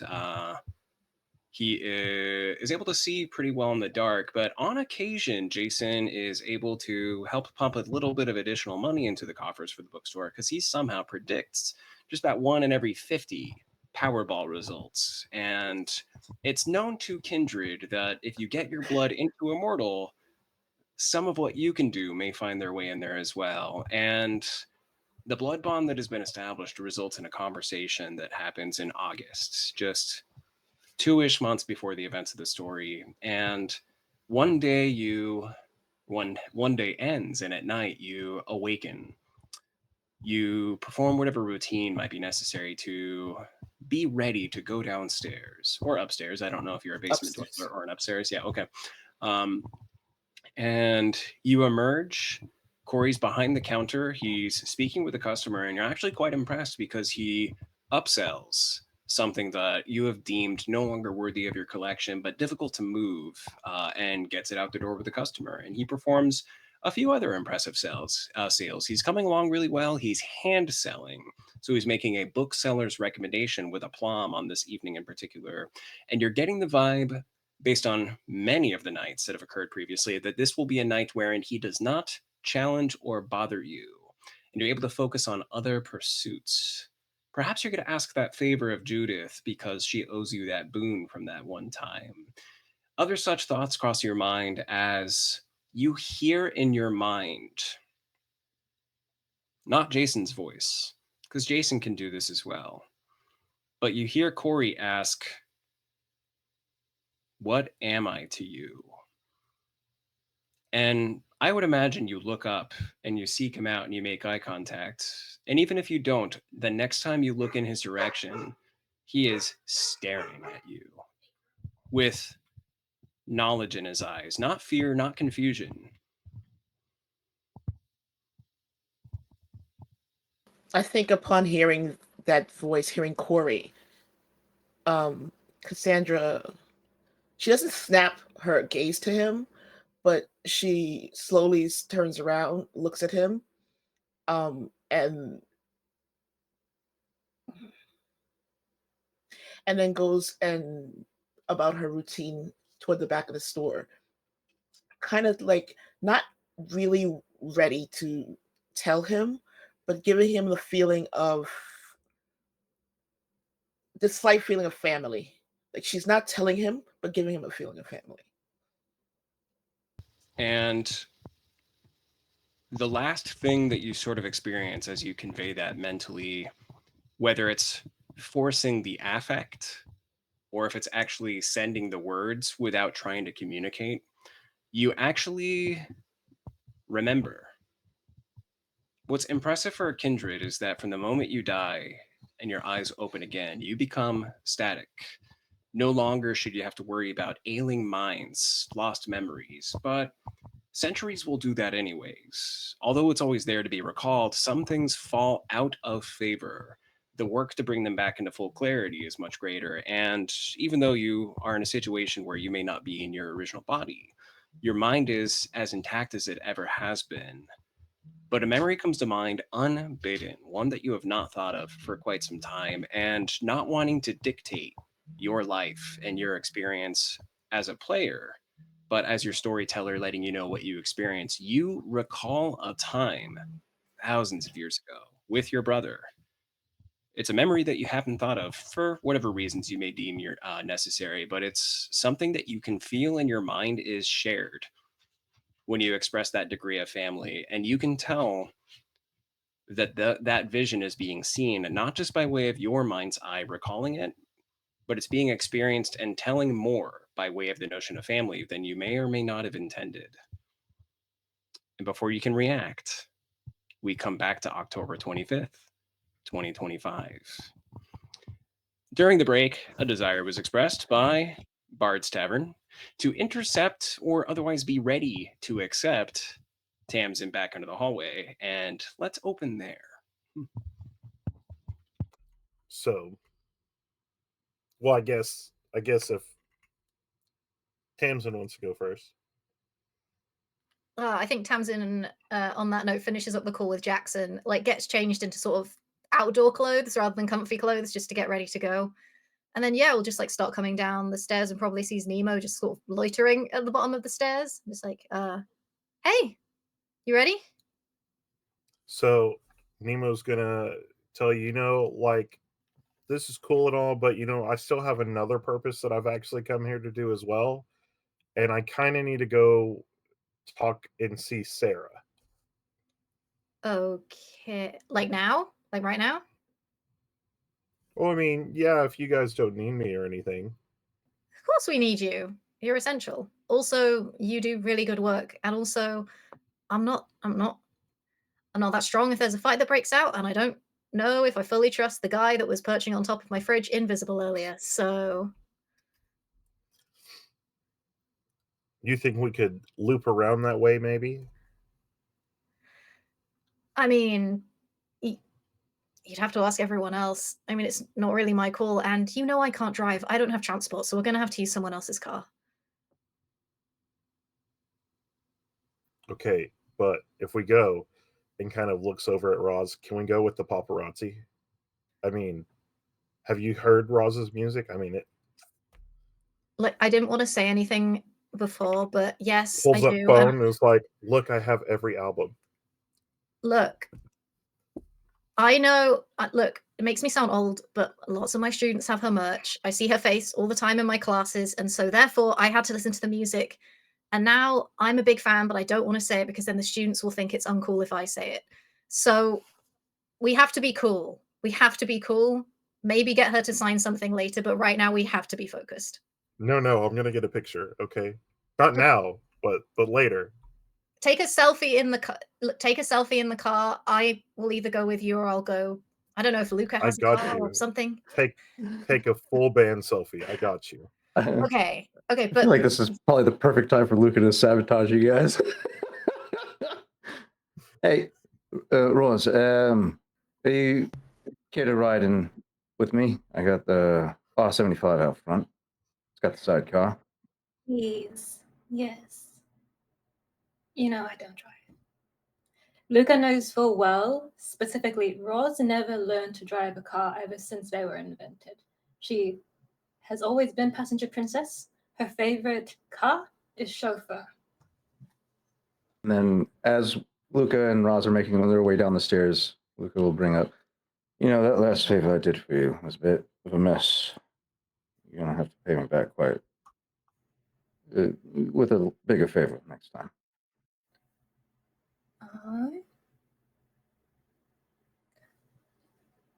I'm curious, how big a favor is it that you're needing? The last few leads we've tugged on didn't turn out quite as fruitful as I hoped.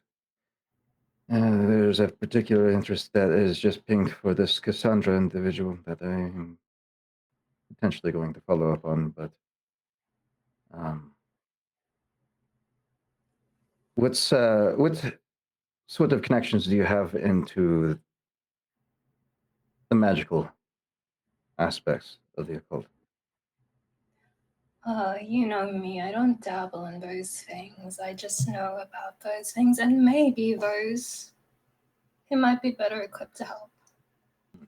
Considering we're investigating in magical dealings here and now, dare I say you might have volunteered to come check out what's going on over here. It's a little far from your usual haunts. Granted, mine too, but I suppose we both have our reasons. Yes, Elias is particularly interested in the events that occur out here and wants me to ensure that it comes to a desirable conclusion. So here I am. And now I have to figure out who is causing this problem for both of our kinds. I would say matters here and now would supersede personal interests. I'm only here because a prince asked me to, considering I am in Berheim. And whether your host asks you to take off your shoes or investigate blood come to life, the only appropriate answer is yes, of course. You know, you wouldn't have a problem with shoes if you never wore any. Because he's walking around barefoot still. as they finish, like we come around the corner, and I'm like, so you two riding together? Yes. Amazing. Yes. I got my motorcycle out front. Incredible. Roz, can we borrow your car? Neither of us drive. I drive. You If drive? I remember correctly, Delirium would have taken off, correct? Lyrium took off. She's like, you know what? I don't have a car. We have. So Luke is the only one that showed up with a fucking motorcycle. Listen, I didn't have very much time to get here, so I just hoofed it because traffic right now is never great. My car is at my place. I turn to McCreary and I'm like, McCreary, please tell me you bought a car. I obviously have the Escalade.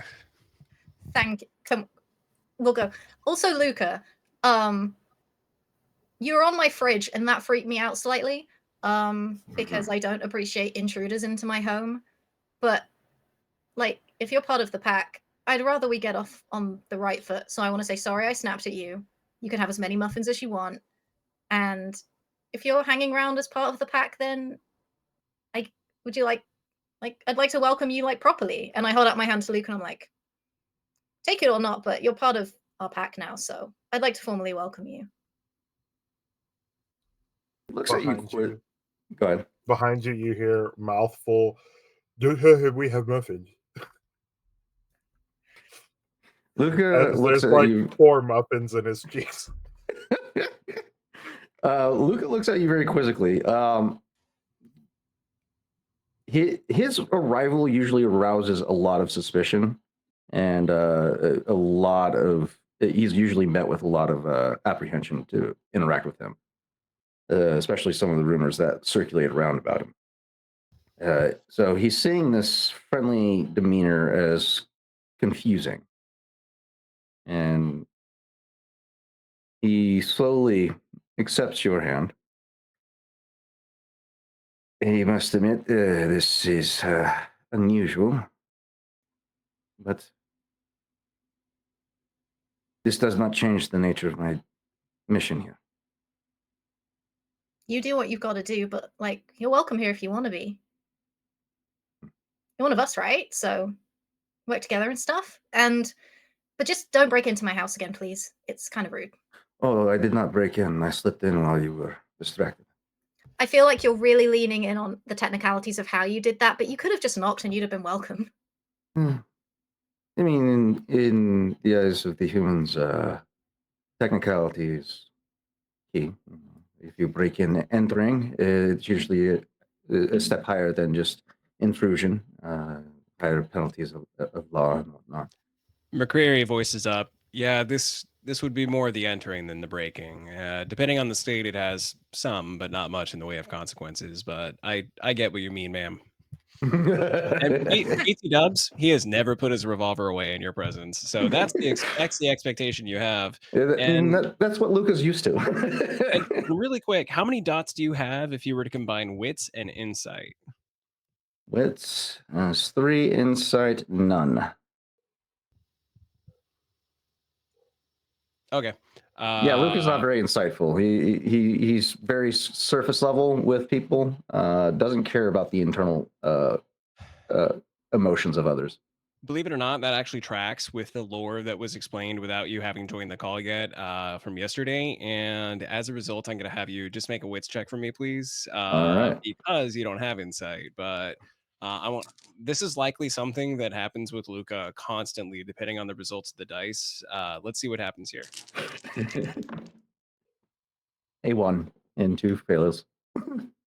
Great. Wait, hold on. No, never mind. We're good. We're not going to make this a brutal failure. But you are completely unaware of the notion that McCreary respects your threat level without being able to resist just how fucking handsome you are. There's undoubtedly someone else in the group, though, who's able to look at your 4 dots and looks, and then look back over at McCreary and recognize that McCreary is a consummate professional. And the finger is just outside the trigger guard with the hammer back because he knows proper trigger safety, but he's ready to use it if he has to. And yet his eyeballs do have a hard on that you're just not seeing. And Victor gave me license to make sure he comes off as professional, but I'm having fun with him outside of that. I like it. And I'm like, oh, here. And I like go around in my backpack that I've like stocked up full of stuff. And I'm like, here, Luca, take these. You seem like a man that knows what he's doing in a fight, and you could probably make use. And Tamsin passes you 2, they look like normal bandages, but slightly with a blue tint. And she's like, if you wrap these around part of yourself, you'll hit a lot harder when you do. So it kind of looks like wrap it. And she's like, wrap it around like knuckle tape or something, and you'll pack a bit more of a punch than you usually do. So think of it as a welcome basket. Yeah, I normally like to fight from a distance. I don't like to play fair, but this will be nice to have on hand. And with that, many of you hike into an Escalade while 2 of you hop onto, what is it, a 1970, 71? What do you got there? It's a 71 BMW R75, World War II-esque motorcycle with the sidecar, and helps Roz get into the sidecar carefully, and then mounts up and just fucking rides off. You can hear her say as we're getting into your transport, "You're making friends. I'm very impressed. What is it that they say about old dogs and new tricks?" That was very uncomfortable. And for those of you who haven't Googled it, it's a beautiful motorcycle. It's loud as shit. And you all hop on the road. I'm going to very briefly travel back down to southeast Portland to the area in which the Oracle's Quill resides. And Cassandra, you arrive back at your place of business. You and Jason had left Corey, obviously, in custodial order of the place. Custodial order isn't a thing, but he was in charge. That makes more sense. He was in charge. I don't need to be fancy. But as you arrive, you find the doors unlocked. Some, but not many, books are strewn about. And there's no Corey.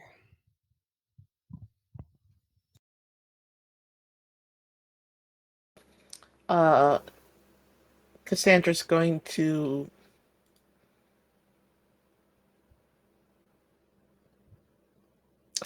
use heightened senses here because she's like, don't like that. Don't like if someone's infiltrated her abode, especially like she has some serious security. So seeing this happen like this it's very uncomfortable for her and unusual because of the security that she does have. So yeah, heightened senses. So that'll be, where is it? No dice. If you're looking for dice, it's no Okay. dice. Yeah. That one is activated for It's free free. without Yes. consequence. And do me a favor and designate, are we increasing, like, imagine sliders in your mind that you have full access to when you tap into this power. Are you increasing sight, smell, hearing, all the above, or leaving any out? She's going to increase sight and hearing. And she's also going to increase like any like sense of like the like any supernatural, preternatural, um, or anything that she could sense that otherworldly might be in her store. And for the sake of the audience at home, Sam, Classic Sam NYGM has chosen both Sense the Unseen and Heightened Senses. So similarly free, you tap into both your regular eyes and your third eye alongside the additional senses. Consequence free, you have gone full like Doctor Strange extra eye in the forehead without actually being visibly creepy, as you take in every potential sense of input that could possibly be received, except maybe touch. And as you sort of like Terminator scan your library-esque bookstore, a few things stand out in particular. One, you're not scenting anything out of the ordinary, and that actually speaks volumes. That tells you that it's not obvious that anything with tainted blood, aka potentially rival, like more feral kindred, were present. Over the last hour or so, you were among a couple of different changing breeds, even if Garou aren't the only options, and you don't smell anything like wet dog, because it's always a little moist out in Portland. So none of them, nothing standing out there. You're listening. Like so many modern day video games, you press one button and it somehow gives you like X-ray vision Yeah. using your ears, and you sort of do that, and you're trying to see about a disturbance, and you're actually tracking a sound in the basement. And as you potentially consider making a move in that direction, you reopen all of your more visual intake, and there are certainly scratches on the floor that could bear a little bit of investigation if you wanted to roll some dice. There's also, unfortunately, obviously cleaned away using bleach and other cleaning supplies, obvious signs of blood behind, next to, and moving away from the counter. So you hear unusual activity downstairs. And apart from a couple of obvious, well, that wasn't there before, scratches from some kind of a creature, again, that would be a die roll, there's the blood. Okay. Nothing supernatural, meaning that nothing has remained behind. So she would definitely see the blood. Not panic, because I don't think Cassandra panics, but definitely increase concern for the fact that it could be Corey. Not as concerned for Jason. She kind of doesn't really have that too much concern for him. If you've Um, vocalized that, Jason, who came with you and is here with you, would be like, rude. No, Jason. But just to remind you, Jason is with Oh, you. that's right. He is He drove me back. So yeah, so she would be more concerned. She'd be this heightened concern for Corey. Like I said, not panic. But she would in a very much whisper say to Jason, "Go downstairs," and she's going to follow. But I still want to do an investigation check on what the scratches and the blood there are. and you can move pretty quick, even if you don't have the specific vampire discipline of celerity. I do have celerity though. You do? Okay. Mhm. Well, I was about to say, you move But I- faster than the average mortal, but you notice following standardized protocol that Jason he's looking about as well as he moves over to the counter, and he pulls out one of those projectile tasers that's hidden beneath, as well as a collapsible baton that is stored behind. And he has one in one hand and one in the other, and he's keeping his back to the wall so that he can present or he can keep an eye on most of the space as possible as he moves in the direction of the stairs. And he's worked with you for quite some time. Ghouls last longer than the average human, so he's possibly much older than he appears as well. That's up to you. We haven't discussed it at length, Yeah, we but never talked he, about it. he knows you well enough to be waiting for you before going down, because he knows your intent would be to go with him. But as you kind of consider the scratches and you look at the state of the blood and you once again tap into all forms of sight that you're using presently, go ahead and give me, I'll let you choose wits or intelligence plus awareness. I apologize. It was investigation, not awareness. Yep. Investigation plus the other things. The difficulty to glean some information here is 4. The difficulty to glean more substantial information is 6. And if your first roll doesn't go well, you have options. We'll talk. Okay, so you said wits plus investigation, right? Correct. Wits or intelligence plus investigation. If you fail, let's talk. So 3 and 2. Hold on a second, I don't have enough dice.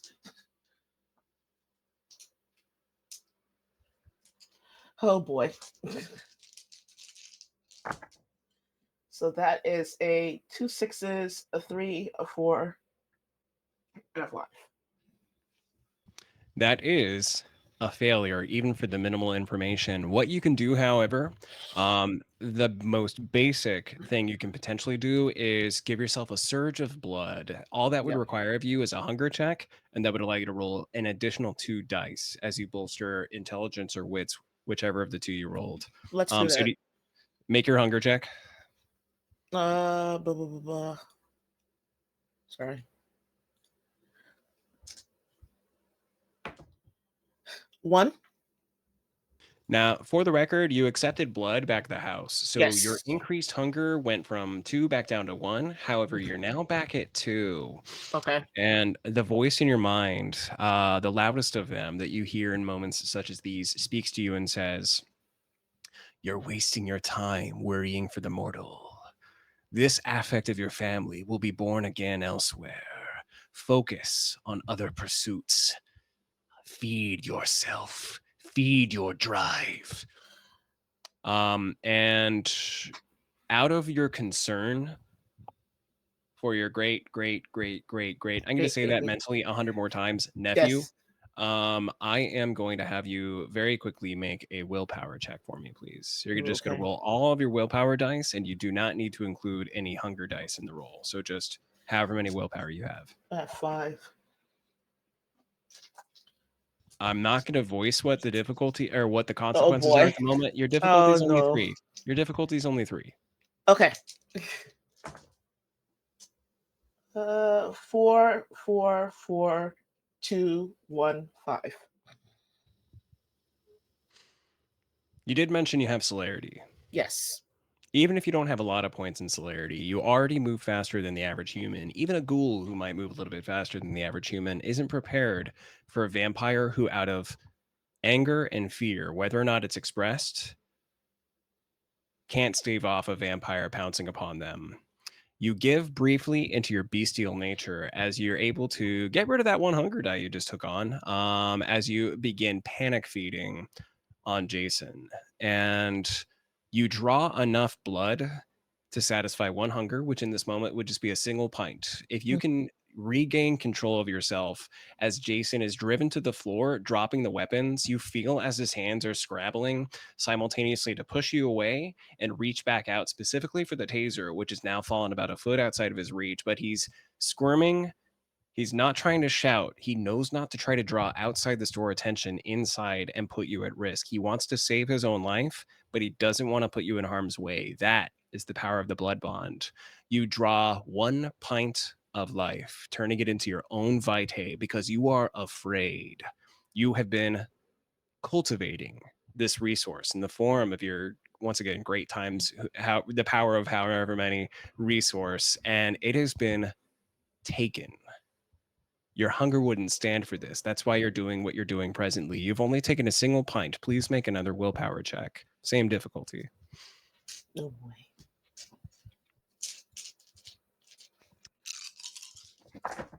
Oh, okay. 5, 5, 5, 6, 2. That's unfortunately still not 3. Oh. It was only a single success. You continue drinking, and you are giving into the needs of the loudest voice that sometimes keeps you awake in the day. The first voice you hear as you rouse from the night. Average human being carries about 7 pints of blood. Mm-hmm. If he survives this encounter, he'll be a little woozy. It is eerily quiet in this space outside of his slapping on the floor, reaching for a taser. Apart from his light grunts attempting to shove you away, he eventually says, Cassandra, stop! Make another willpower check.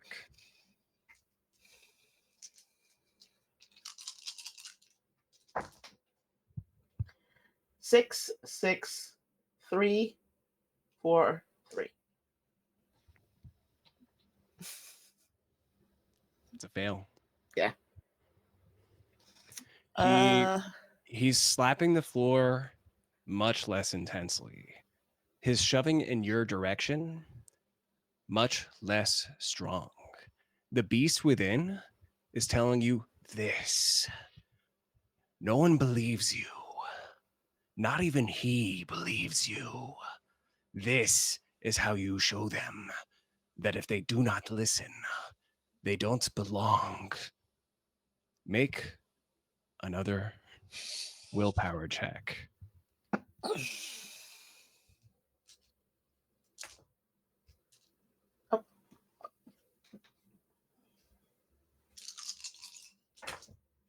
Okay, better.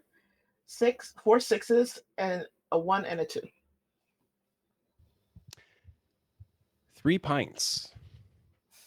That's just a little under half of the blood that he, has on average in his person.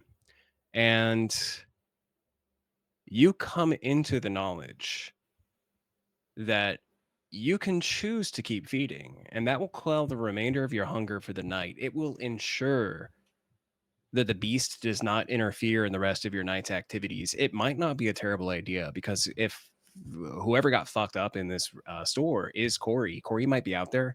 He might need your help. And if you have a clear mind by finishing off Jason right now, the beast won't interfere again the way that it did. Not tonight. But you also have the choice to stop. Jason is also a resource you've been cultivating for some time.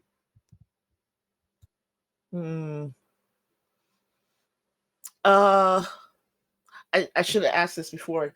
That previous connection from Corey, where Corey connected with Cassandra in August, can she feel that connection now?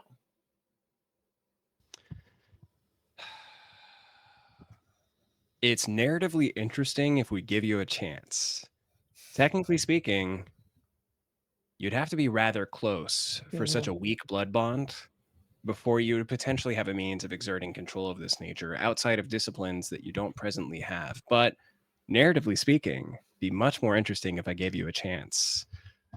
I'll take a quick look at your sheet. Fangs still sunk into Jason's neck, pinning him to the floor, preventing his reaching for the weapons that would allow for him to stop you from removing him from the mortal coil. you can make a composure or wits plus, let's make this occult because you're tapping into vampiric abilities. So you tell me composure because at this moment you are challenged to receive your composure, or wits because it's probably what you would usually do, plus occult to see if you can establish some degree or another of a connection with your great nephew.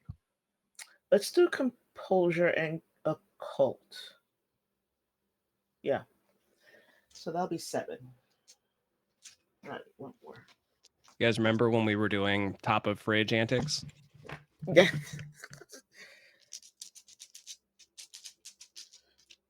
So I need one more dice.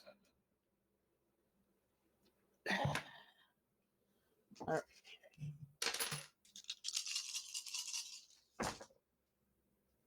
6, 6, 6, 4, 5, 6, 4. I believe that was 4 successes. Yes. I intentionally did not reveal the difficulty here for the purposes of tension. You don't have a discipline at present that would allow for you to have telepathy. It is possible among vampires, but without the discipline, that difficulty was much, much higher than 4. And unfortunately, reaching out, trying to gain any semblance of connection with Corey, that is not present. This, however, with your decision, literally determining whether or not Jason wakes up again tomorrow, is a great point for us to circle back down to a very small motorcade, 1 car, 1 motorcycle, that is zooming down whatever freeway would be relevant around Portland. I'm not overly familiar with the roadways. Undoubtedly, you'll touch the 5 because the 5 goes all the way from Alaska to California. But you're traveling south. Was there a consensus on whether or not you would stop off just a little minor way out of the way into East Portland to check in on Sarah, or are you purpose driven heading south to Salem?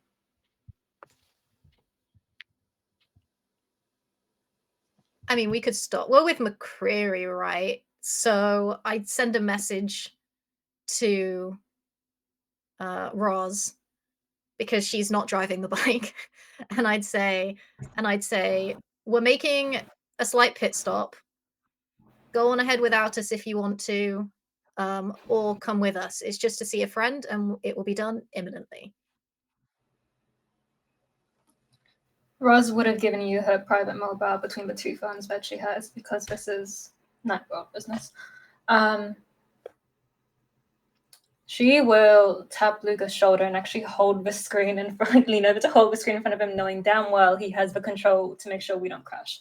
And then just point to indicate follow the car.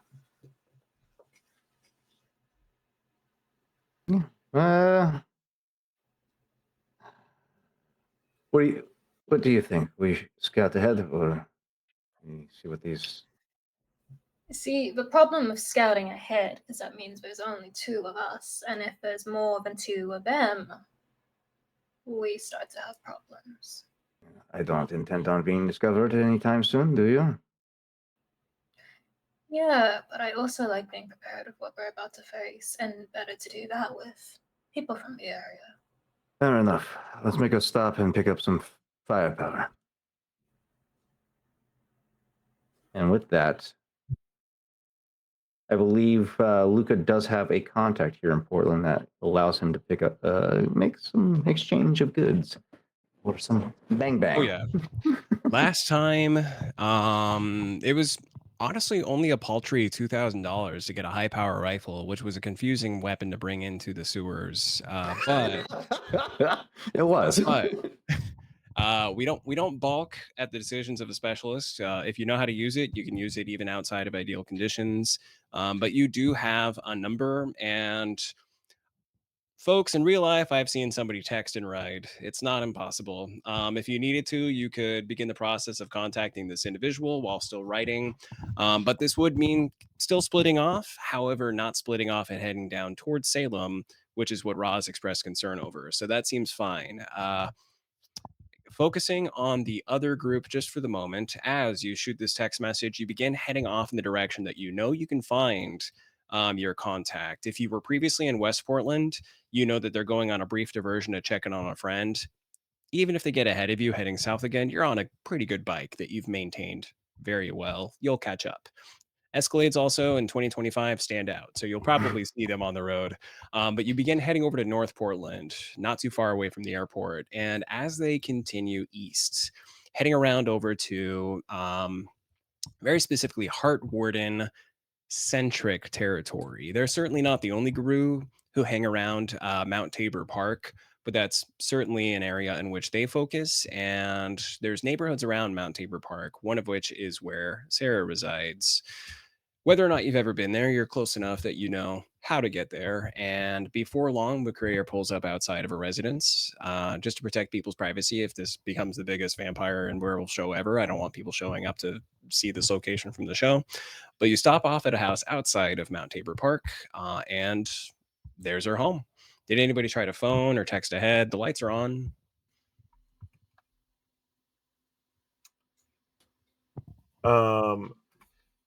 Nemo probably wouldn't have, but he would know one of the other purposes why he was here is to have this conversation. So I feel like we would be expected, unexpected guest, if that makes sense. Perfect. And you might recall that in the tribe, the Heart Wardens in the city of Portland, Sarah may not be the greatest authority, but she's certainly one of the more prominent pack leaders. And as such, not unlike the arrangement that Tamsin has with her home being open to and a primary base of operations for your pack's leader, Ben, Sarah is known for having some other Garou around the place. You get out of the car. And is Flynn attending as well, or is it just the Garou getting out and checking in? I was actually just thinking that. I'm like, I'm just imagining, like, they're like, yeah, we're gonna go check on this person. Flynn's like, all right, have fun, I guess. We'll stay in the car. McCreary maintains a status with Victor where if he's not asked to come very specifically, like a cop, he waits with the car is on. He is ready to do what's needed, and he has a weapon drawn across his lap, similarly, in case it's needed. And noticing that you stay in the car, Flynn, what's think- that? I think Flynn would, like, as they get out of the car and start going, Flynn, like, doesn't get out and go around, just slithers over the dash to sit in the front seat, and is still absolutely poking into Cassandra's life because we've got a car ride and they're doing a visit that I have no right being part of. But will, like, as he's just going through stuff, like, has a little tablet that he's got and he's writing notes in his little notepad, is just like throwing casual comments or conversation towards McCreary. And some of it makes no sense because it's a voice that got, like, a little more influence and it just kind of came out unfiltered. I would imagine Flynn's primary sense of self isn't always aware of that happening either. It just, some things get past the filter. Yep. Mm-hmm. And McCreary occasionally responds like a what? Or answers questions or has an opinion on one of the statements it's made, but eventually realizes he's dealing with one of the blood who maybe has the lack of that filter. And he pops out his phone and whilst maintaining a general look around the neighborhood and occasionally lingering his gaze on the house, he says, just seeing what one of your voices would say in response, you want to play heads up? And he tilts the phone in your direction. And sure enough, it's the phone game heads up. Absolutely, Flynn would. Excellent. I would imagine that there's a part of Flynn that can play this game while the other part of Flynn focuses on research. And as that game sort of begins, we head back out. It's Nemo, it's Tamsin. You're heading up to the door, and something's obviously immediately off because anybody approaching usually gets greeted with an open door before they get to 10 feet from the door. And giving this to you for free as well, Nemo usually has his phone at hand. No service. That's weird. Something's wrong. Nemo's going to try the door, knock on it, see if there's any response. The door moves open ever so slightly with your knock. Blood. McCreary, Flynn, there's trouble here. You might want to stay with us. I yell as I see them playing heads up in the front seat of the car. By the way, the word I believe would be giraffe. That's currently being displayed in your direction. When you hear Tamsin call out, there might be a need for help. McCreary looks down and says, "Okay, I don't know what you thought you were trying to get me to guess, but it wasn't that." And he slides out of the car, leaving it still on. And he kind of moves in a flanking pattern so that he's approaching from the side of the lawn, meaning to back you up as you open the door. Flynn, are you staying in the car? Flynn will kind of do the same, but what most people don't notice is that Flynn does carry a pistol on his person. He doesn't use it very often, but he knows how to if he has to, and will just keep it in its holster, but it's there and it's unclipped, so it's ready to draw if needed, but is more focusing the awareness that the voices have that he can't sense himself, and is letting them kind of not take control, but have more access to his sense of awareness to see if there's anything that like flags that we're not going to be able to catch. And as you all move into a pattern with two individuals flanking on the outside for some means of control or backup, others attempting a direct approach to the door, we look back to the motorcycle, which is pulled into the north end of Portland, not too far from the airport, and interestingly enough, into the adjunct parking area for the Riverside Golf Course and Country Club. The best criminal activity is the criminal activity that occurs reasonably in plain sight. But as you pull into this parking area, there are quite a few cars. Probably not even the only motorcycle. There are weekend warriors who fancy themselves edgy individuals by way of restoring, and operating motorcycles, whether or not they fit the vest, no helmet, and open, beautiful Fabio hair vibe. But you're navigating around and you eventually see precisely what it is you're looking for: a really tiny Fiat. I love it. Just beelines it right for that Fiat. And forgive me, because we did have a practice session in which this individual was addressed. I don't remember if they had a name that you had established or if we made it up on the spot. Does this person have a name? Yes, her name's Mercedes. 5'6", olive skin, brown hair, Hispanic individual. And Mercedes gets out of the Fiat. You know, this isn't Mercedes' only vehicle. Mercedes is an acquisition specialist. Did you shoot ahead what it is you were looking for? I prior to meeting up at the moot, yes. Explosives, however much I can get my hands on, and a semi-automatic rifle would be ideal, but wouldn't be opposed to Colt 1911. Right now, he's only packing knives. And with about 2 hours of lead time, I would imagine you messaged on the way, but well ahead of arriving at Tamsin's home, uninvited. You shot off this message, and for somebody like Mercedes, it's not impossible to come by the materials you're looking for, but it's also, she's not a miracle worker. And I would like for you to roll, I believe in the guide, which is nearby, but I'm not going to pop it open. This is what would be known as a preparedness check. And on Mercedes' behalf, I'm going to ask you to roll intelligence plus streetwise. And if I have you roll on her behalf, because rolling dice is more fun for the players than it is for the storyteller, that would mean a pool of 7 dice. No, Okay. wait. No, actually, no. She has a specialty, 8 dice, and the difficulty to have the rifle, as well as a satisfying array of explosives, would be a 7. Reasonable amount of explosives plus possibly a bolt action as opposed to a semi would be a 5. And to get the Colt you're looking for, and possibly a couple of grenades, like not the best grenades, would be a 3. Okay. hmm All right. And do I use my rage dice for this, or just the ability dice? You have pretty good senses, as far as you can tell. She's a human, so Okay. let's just see some ability dice. If you only have enough for 8 to get to use both, just roll what you need to. She doesn't deal with rage. Well, she deals with rage. She's a woman in America, but not the way you do. Gotcha. All right. Okay, that's not good. That's a 3 with 1 critical success. You know, it's a Springfield, actually, which is a decent weapon. It's not the Colt you were hoping for, but it's a modern make. It looks pretty clean, and more importantly, the serial number is missing. And Even better. you can tell that it's probably a War on Terra era set of grenades, but she was only able to acquire about 2, 3, let's go with 3 frags, as opposed to any plantable, triggerable explosives, which is what you were hoping for. But in a Right. similar manner to before, better than nothing. Anything can be made into a trap with the right preparation time.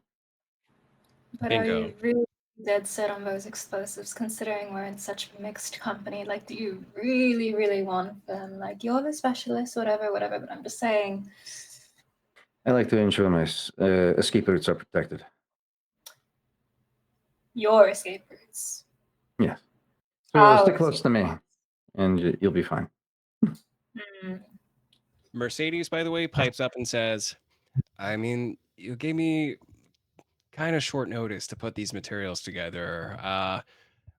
This is going to be a weird thing for me to say out loud, but if you look on your character sheet, it's not like you have a dollar amount. If you front me a few more resources, I can have something more like what you're looking for tomorrow. Looks right at Roz. Well, there was a reason I wanted you with me. I have Basilius's black card. Would that be useful? I don't know who this is, but this sounds ideal.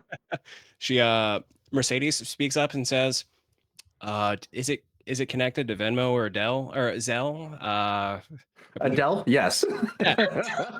No, just give me one Dell computer and you'll be set. Yeah, so now the next scene is everybody hops in the car and goes to Best Buy. They say, we don't sell Dell anymore. What are you talking about? And instead of solving the crisis, the new quest is find a Dell. I apologize. You have the black you're card. Mercedes says, I'm pretty sure we can make that work. You got the square, don't you? The attachment device to these cell phones. You plug it We in, can figure swipe the it card. out. Oh, okay. Technology is weird. Backtrack. You guys don't do direct bank transfers in America, and it's extremely frustrating. Don't worry about it. And Mercedes says, to your credit, that would be a little bit harder to track, and it's probably something I should have set up. Are you good to go though? And you see she like opens up where and in the back of a Fiat, this is impressive. But where a spare tire would go, sort of like in the uplift trunk compartment, there's an assortment of other small arms that would make sense with the outfit you have planned. A couple of additional knives, and she says these are all of pretty decent make if you need to outfit yourself. Yeah, we're expecting to walk into some trouble, so yeah, if we can get the whole lot, I'll bring it to my crew, and I'll be in debt to you. And if the black card is being brandished, you're able to pick up sidearms that would be sufficient for everybody. And because this is a resource that you established when you created your character, are there dots in this resource sufficient that this individual might have things that would help you outside of what a mundane mortal would be prepared to sell? Just 1 dot, unfortunately. Never mind. But the good news is a 44 or 45 is going to kneecap anyone, even if it doesn't kill them. So Exactly. if it buys you a second, that's 1 second more to plant the explosive. So Exactly. without us going into the details, you have sufficient small arms if in case anybody in your current cadre would need backup. And pretty reasonably decent cold steel. We're going to call that carbon with full tang, short and medium blades. And same story. You even if you can heal, that takes time. So Right. Mhm. Yeah, he would open up in the foot compartment of the sidecar. There's a little concealed case where you can put some of the gear, more notably the guns, at least. Keep those out of line of sight. Blades, people walk around with swords all the fucking time. It's weird. Anime convention nearby. You got to get that Zanpakuto recreation. Yes. Are we back on the bike and heading south? Yes. Excellent. I will Oh, whoops, reading myself. We're back in the bookstore. You cannot sense Corey. Your fangs are still in Jason. Jason's getting woozy. I'm going to release Jason. He gasps, and you can tell that in his present condition, he is very likely to pass out. Okay. She's going to not so gently pick him up and put him in one of the chairs that's off in the corner and leave him there. Let him fend for himself because she feels that he could deal with whatever he needs to deal with to get himself together. And then she's going to make her way downstairs into the basement of where her, because she has a apartment down there that she lives, where she lives. She's going to head downstairs with the 2 weapons that were thrown on the floor. You head down there, and taser in one hand, baton in the other, but also knowing you have a full suite of abilities besides. You move down the stairs, and all the lights are on, more so than you usually turn on. You know, the place is outfitted with what came with the residence and what would look normal if the place was to be inspected, none of which you actually need per se. But all the lights are on at present, and now that you're down the stairwell and entering the living space quietly enough that you can observe without being seen at first, there's a humanoid who is rifling through drawers, pulling things off of shelves. There's somebody in there who is not Corey, obviously looking for something. Okay. And humanoid or human? Full hoodie up. Gloves look pretty, like masculine and big. The amount of hair that somebody on this call probably has, you can't see it from here, but not too much, just enough that you can tell it's a male, but you can't see full human from here. Okay.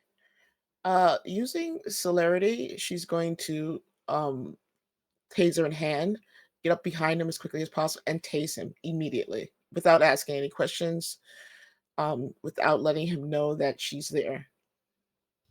You know what's fun is dice. I would like you to please roll dexterity plus melee. Okay. Seriously, I'm going to switch these dice because I'm so annoyed with them right now. The dice are doing great. They're helping me. That's why that's a problem for me. I don't like it. Like, I'm yelling at the dice right now. You don't like this. 2 6s and a 2. Now, do yourself a quick favor. Rapid reflexes, I believe, is what you have. Yes, Celerity. Yes. 2 6s and a 2. I am, just for fun. Once again, everybody, this is not league play. This isn't at D&D Adventures League. So I'm having fun with my players. If you want, you can either take for free 1 additional die as if you had a greater power of celerity, just heightened by the situation, or you can blood surge, again, taking another hunger check to see if you can add 2 die. I'll do blood surge. Okay. Go ahead and give me that rouse check, please.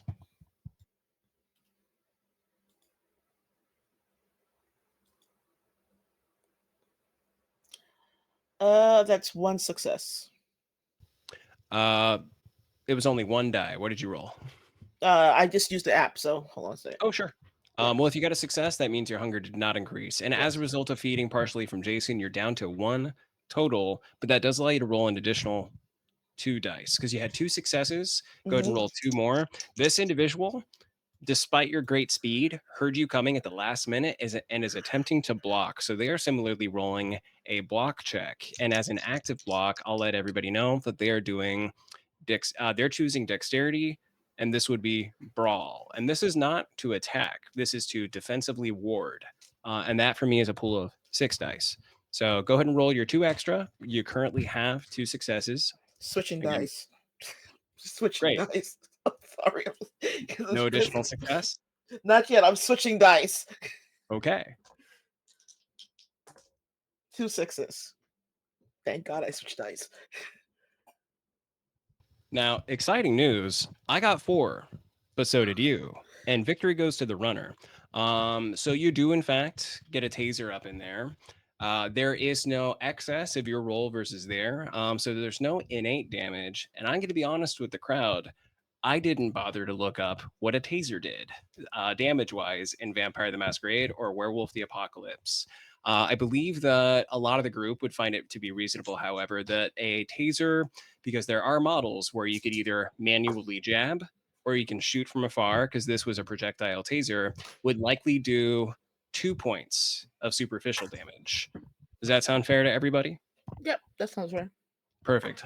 So this individual who seeks to block the attack, if you were going for neck, chest, head, if you wanted to immediately immobilize the person, their block was sufficient to take it instead on shoulder, arm, some other means by which that they were not immediately immobilized by the taser.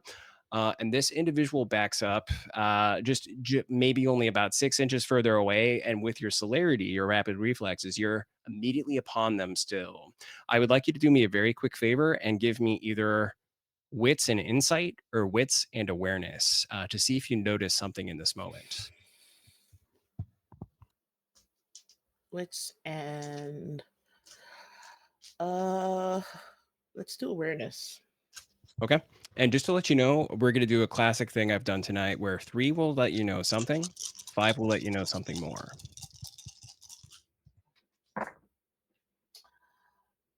1, 6, 2 4s, a 3, and a 2.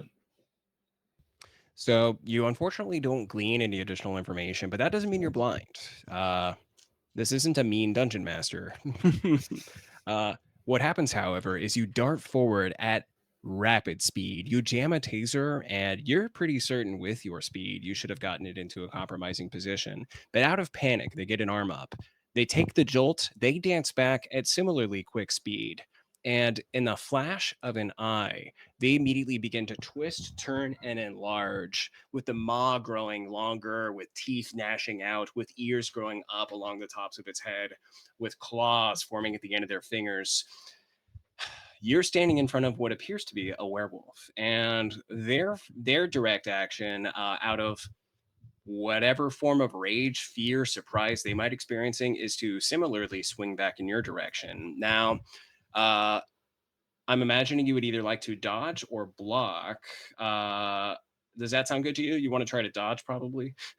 Probably dodge. Yeah, let's do dodge. I suggested the dodge of it all because that would actually utilize how rapid reflexes is meant to work. Mhm. I'm going to ask you to make a dexterity and athletics check, and you get to add the additional die as a result of your rapid reflexes. And I believe you still have your blood surge active because the scene has not ended. So your dexterity gets the 2 more from the blood surge. Your pool, I believe, will be 4. Yes. And I will roll a lot more dice. Gonna go on mute.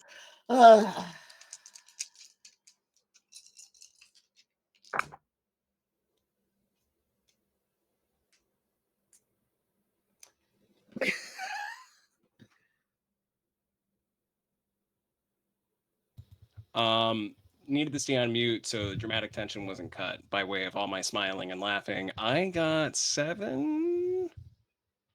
I got 3 6s and a 5. Okay. So that's a 3. I do 4. Let me double check something important here. Going off on your own is never a terrible idea, I suppose. Cassandra. Yes.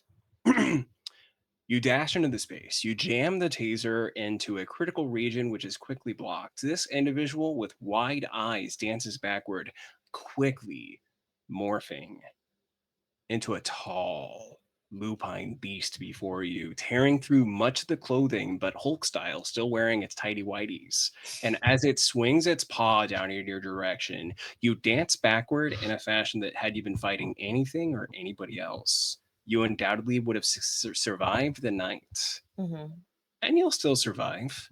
For you see, a claw nevertheless makes its way past your defenses rakes from probably about the point of the corner of your lip, down your neck, across your chest, through your collarbone, into your hip, drawing you to the floor and partially into the wall at the baseboard. You have taken 6 points of aggravated damage, which exceeds your current health pool. Mm-hmm. You don't die unless they keep going. Instead, you immediately fall into a state in Vampire the Masquerade known as torpor. Mm-hmm. Your awareness is fleeting but present, especially for somebody as prescient as you are. And in your state of panic, trying to determine what happened to Corey, you rushed downstairs, went headlong into combat, and were immediately downed by a werewolf.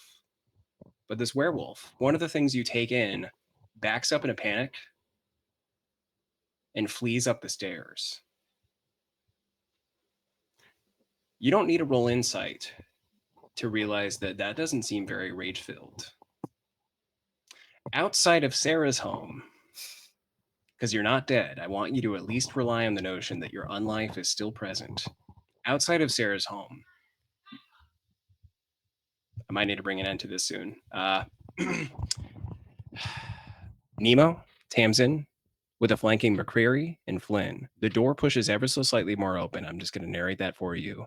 And looking within, with individuals coming from the sides, you see a room that is utterly covered in blood. It's unknown whose blood because there are multiple bodies strewn across the floor.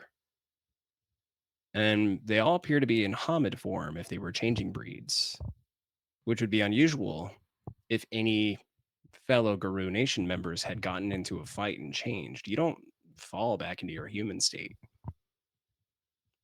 But there's a number of bodies in here. The blood smells old. What do you do? I would like to do some sort of check on the room, maybe an investigation to see if I can put together the pieces of what incident happened and who was the attacker. Is the attacker still here? Like, what caused this? Flynn is doing a similar thing, but instead of any like hands-on, it's like spreading the awareness using the voices. Okay. I'll go to Nemo. Are you staying at Tamsin's back? I think Nemo would have went in first since he was at the door already. But upon entering and kind of getting a quick view of the scene, Nemo is going to go into Globro.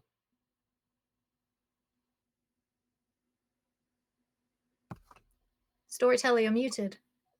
No, I'm not. You guys are muted. Please give me that rouse check for your rage. Okay.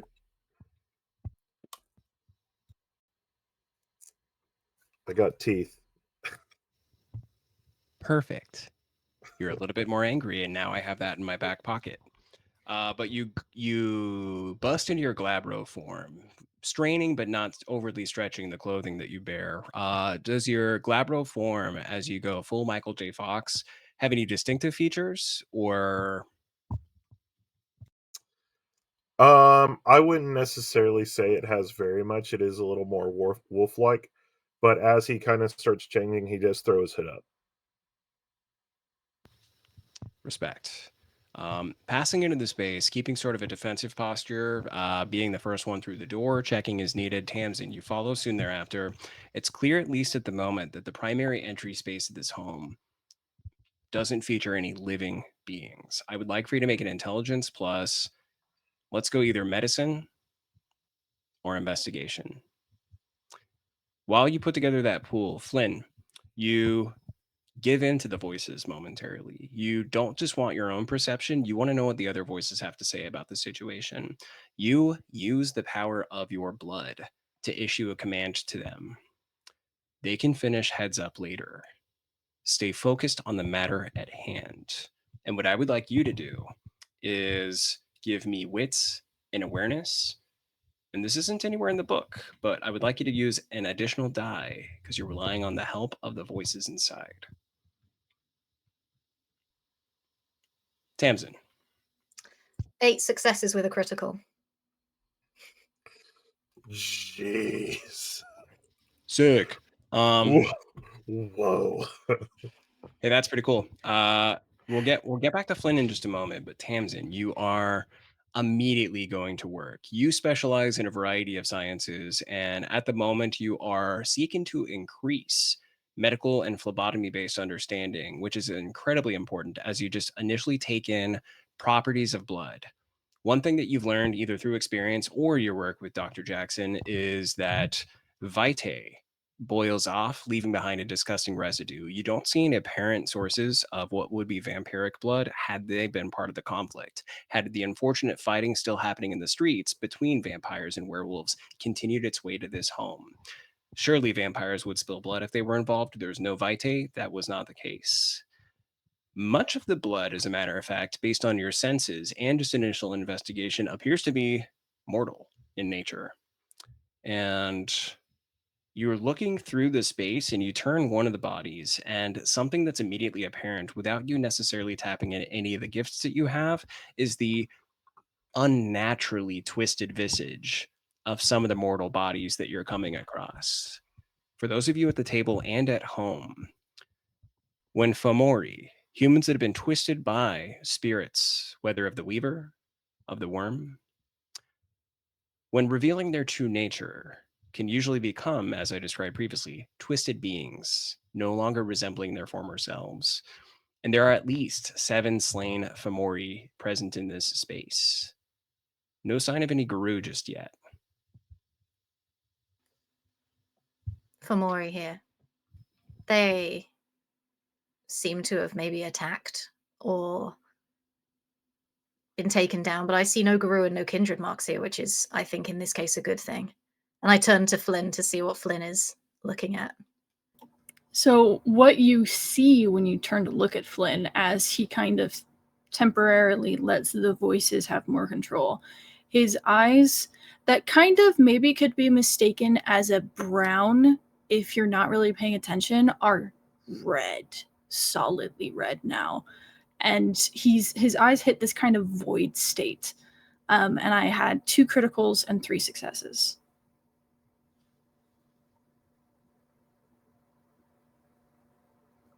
Which I think makes 7. That is correct. Wait, 3 criticals and 2 successes, you said? 2 criticals. Got it. 3 successes. Then yes, that is in fact 7. You are tuning into the voices. You're seeking to make up details. And more importantly, a question I should have asked initially is, have you tapped into any of the abilities you have, such as heightened senses or sense the unseen? If you said that and I didn't hear it, I'm sorry. I don't have sense the unseen, but That's I do perfect. have heightened senses, which I think he will tap into just to give that extra ounce of getting as much as he can. Perfect. That would have netted you an additional die, but I'll be frank, 7 with crit, perfectly sufficient. Looking about the space, not unlike Tamsin, you're only able to make out extraordinary details from the mundane, but in viewing the space from a different perspective with different background and information from your doctoral friend, you're able to make out what appears to be clear signs of non-conflict.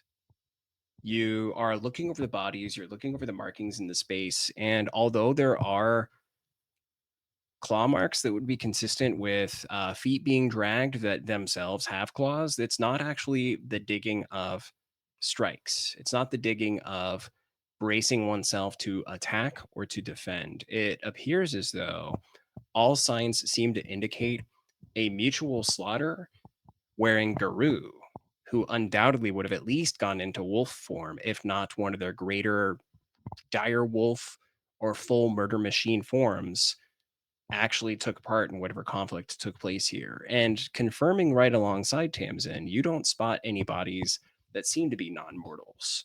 Sure, there's probably these twisted or these spiritually twisted mortals, just like she suggested. That's something that you might still be learning about, especially after the recent day's events. But what you two are able to confirm with one another is that all those who are dead and present are mortal, and there are no signs that should be obvious that the obvious fight that took place here included turned werewolves. I think where he wants to focus is what happened after the fight. Where did everything else go? Thank you for asking, because I forgot to include that detail, and I believe you posited that part of the query you wanted to make. You and Tamsin conferring on these details would look for drag marks, shoe prints in the blood, and there are indeed footprints that lead through the house to what would be a back door. You can follow those footprints out onto a little bit of the concrete walkway that goes into a garden space that doesn't lead to the park, but looks upon it from a few blocks away. And that blood trail goes cold rather unnaturally, just about 5 feet outside the door. We're going to cut away from this investigatory moment back to the freeway. You're actually on the 5 now. That was accurate from my assumption before. You moved away from the golf course to get down to Salem. You would want to hop on the 5. The 5 is going to take you all the way down to the city you're intending to get to. You're moving at a speed that would allow you to catch up with the Escalade and or not get there too much ahead of time if they haven't fully gotten on the road yet. And what I'm going to ask both of you is to make wits awareness checks for me, please. Ooh. 3 wits. Awareness 1.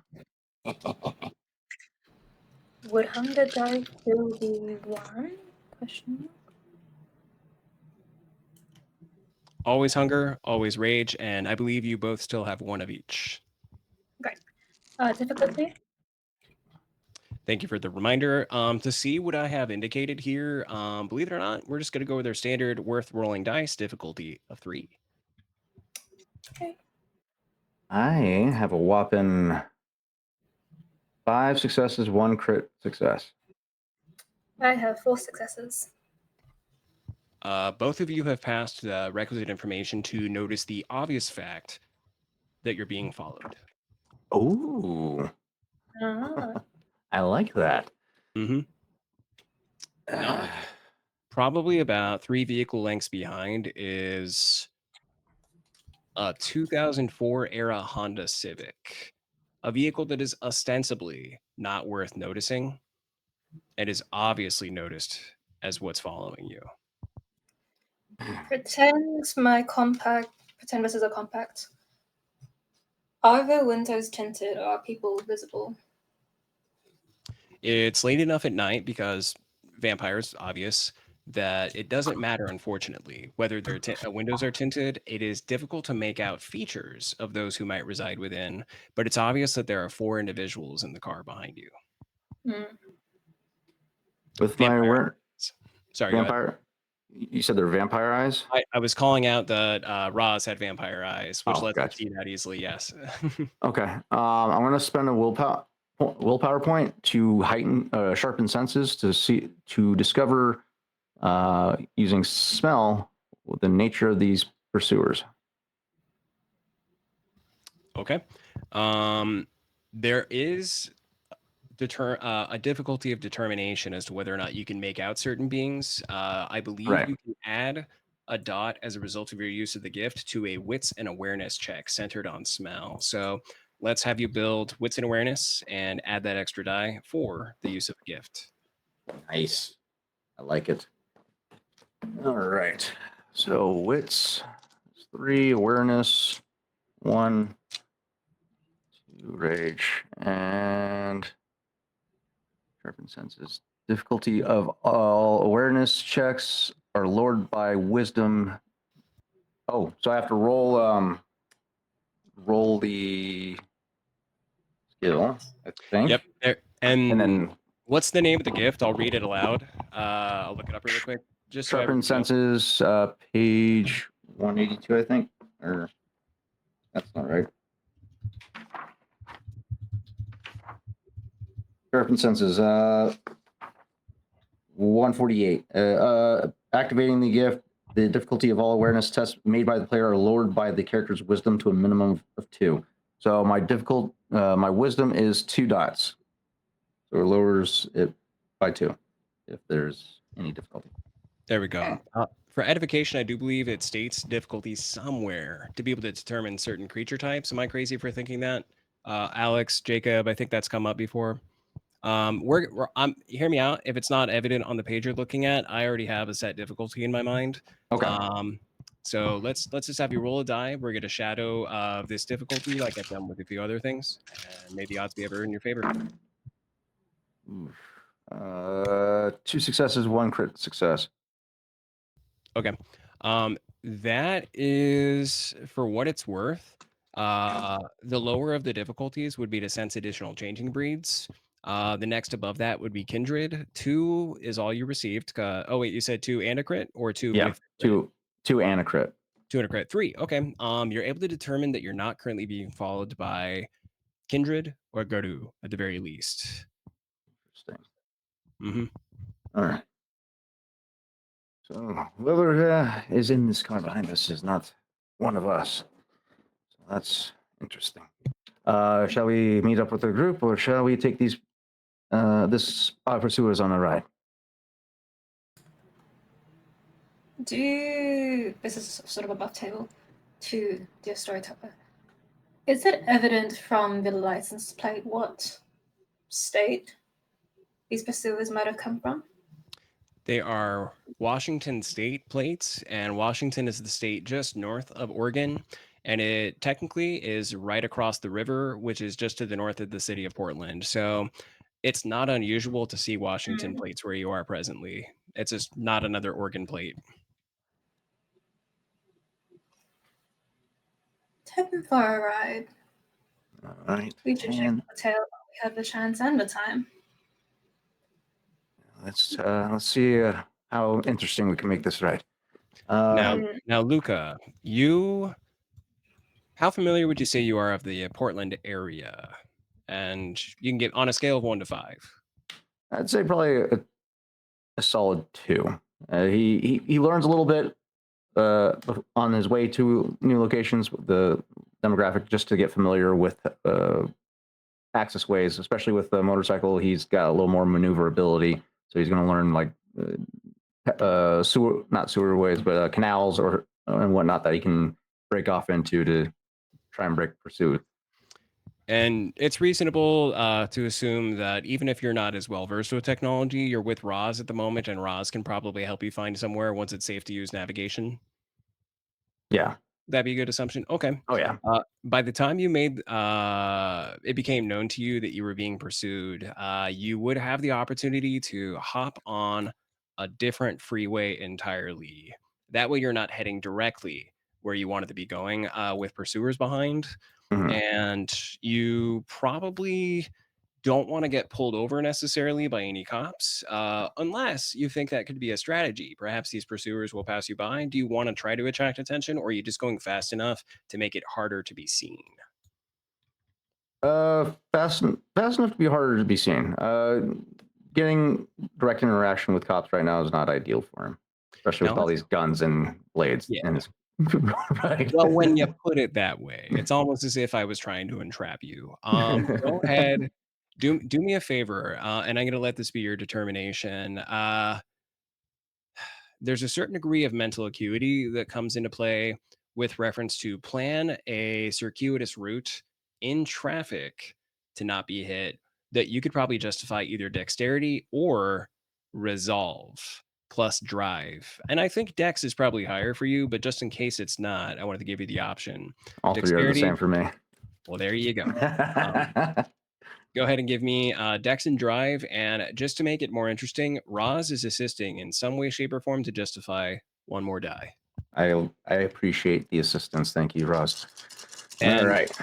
This is one I'll verbalize. You are in a situation where you could potentially lose these people entirely on a 7. Now, that is possible for you with critical successes, undoubtedly. Yeah. If you do a 5, you can pull enough ahead of them, wherein if you were to get off the road, you could attempt another drive check to re-enter further down and still have a chance of losing them. It just requires a little bit more work. Yeah. 3 or lower, however, they remain right on your tail, and it'll become obvious to them, or no matter what, it's going to be obvious to them that you're trying to lose them right now. 3 Yeah. or lower, like 4, no consequences. They're still on your ass. 3 or lower, there could be consequences of them realizing they have to act. Gotcha. Let's go. I'm going to do this with also the directive that we get a picture of their license plates once we get behind them, so we can keep track of them. Using, ooh, that's not good. That's 2 successes and a brutal result. Wonderful.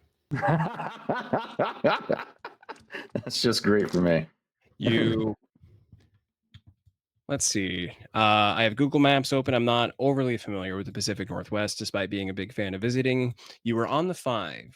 From the 5, instead of heading straight down that freeway, which would take you eventually to Salem, you jumped off instead onto, and this will be for all of our Maps Quest and or Google Maps buffs, the 99.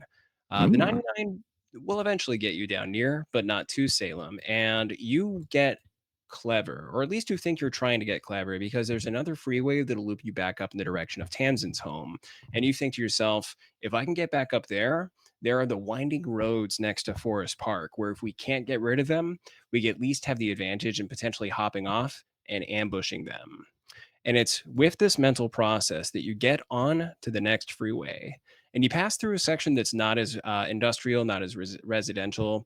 And like I stated, no matter what was about to happen, they were always going to be able to tell that you were attempting to get away, that they had been paid. However, your best attempts were not sufficient. They wait until they reach a stretch of road where there's less visible traffic, and they begin openly crowding the motorcycle to push you down an off ramp. Now, you know how to ride a motorcycle. You know you could possibly get defensive brakes to let the car get ahead of you. You could keep an arm and a leg out against the car to protect the bike and keep the two of you from being spilt over. But no matter what's happening, is at the moment you are being forced down this off ramp. And you're unfortunately heading down an off ramp in an area where, if you've ever been through Portland before, some of the local changing breeds weren't too big a fan of you being there, whatever job or activity you might have been completing. And I'm going to have you very quickly again make another drive and dex check. And the difficulty, my friend, is 6 once you get off the freeway to not be pancaked. They wanted you off the freeway before they attempted to stop you, and you are now off the freeway. Gotcha. Are all their windows up? Yes. Noted. That's no success is 1 brutal. I have exciting news for you.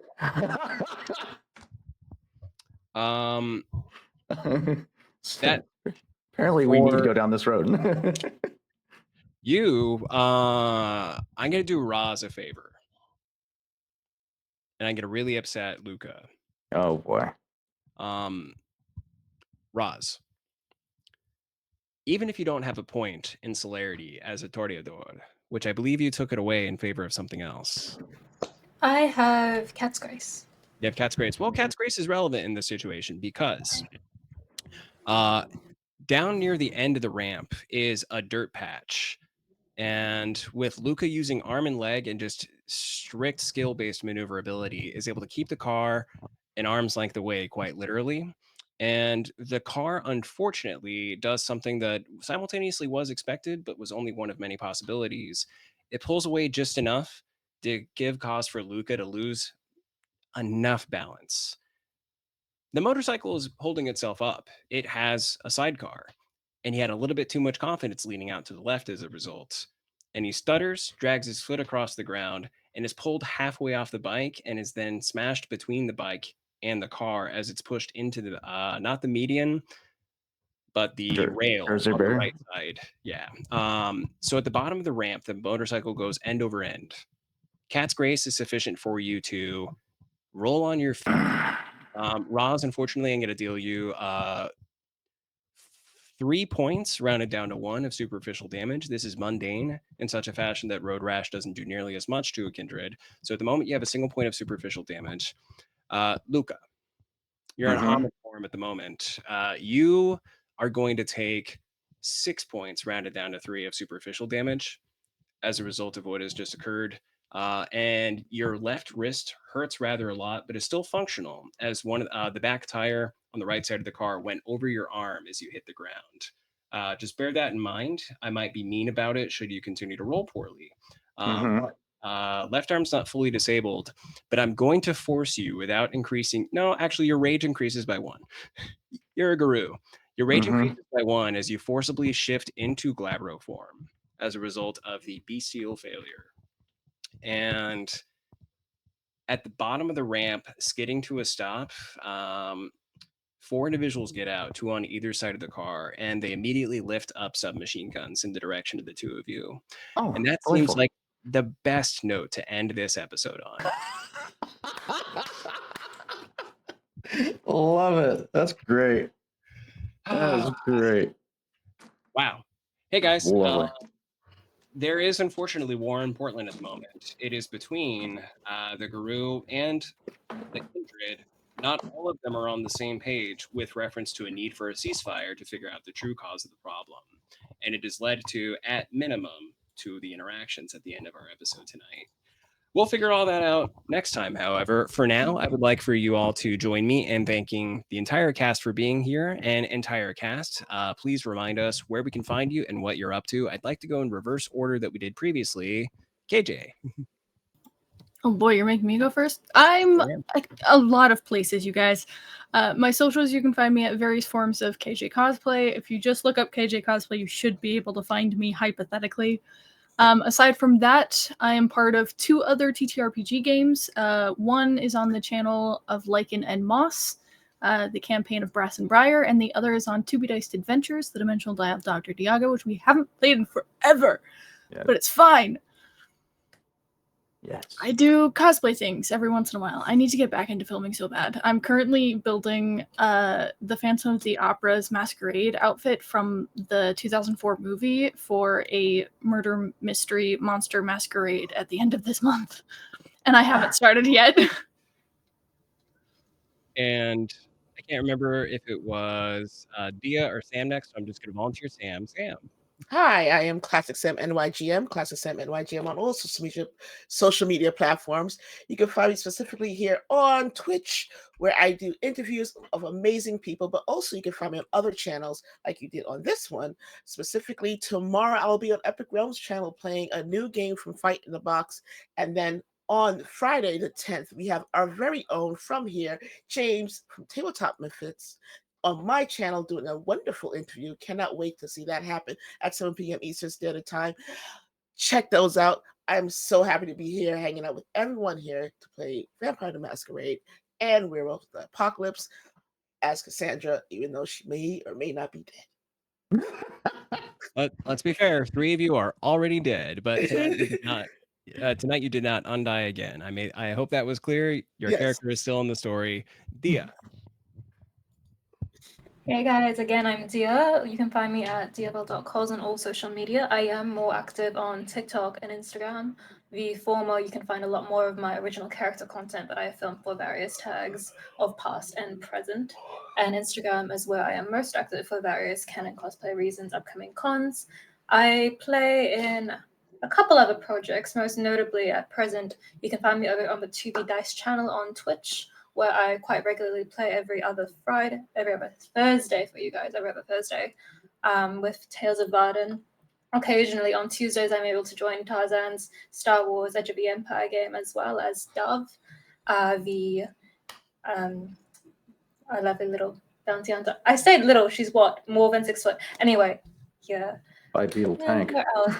Also, currently, for those interested in the Dragon Age games, you can find me playing Dungeons and Dragons, but our Dragon Age themed campaign with Culver Wolfrun over on his Twitch channel, currently releasing the past recorded episodes, where I play Magister Amaris Varro, who is a dreamer and of the Tevinter Empire. Love it. We'll have to look into that. And our very own Tarzan. Howdy do, duty how. I am Daddy Tarzan 82855 on all social media platforms. I'm one of the members of 2B Dice Adventures. We put together an eclectic collection of TTRPGs that you can indulge in. Star Wars, D&D, Frontiers of Ebron. It's a wonderful selection that we have available for all audience. Check us out. Jacob, Bard's Tavern. Hey guys, obviously you can find me over at Bard's Tavern on Instagram, where I do board game and TTRPG content. You can also find me at Manga Restart, where I do manga content. You can also find me at Otakuology, which is my own personal manga and kind of every other thing podcast on YouTube and where other podcasts are.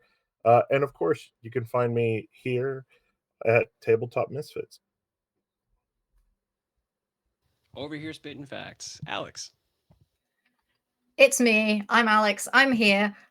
You can find me at Blonded94 everywhere. And I'm not really in any other games at the moment, but I have just been very gratefully by me been made a member of the Tabletop Misfits team. So I will be on the channel more. I will be editing some of these videos and I will be playing and hopefully running in the future much more games. And I'm very excited.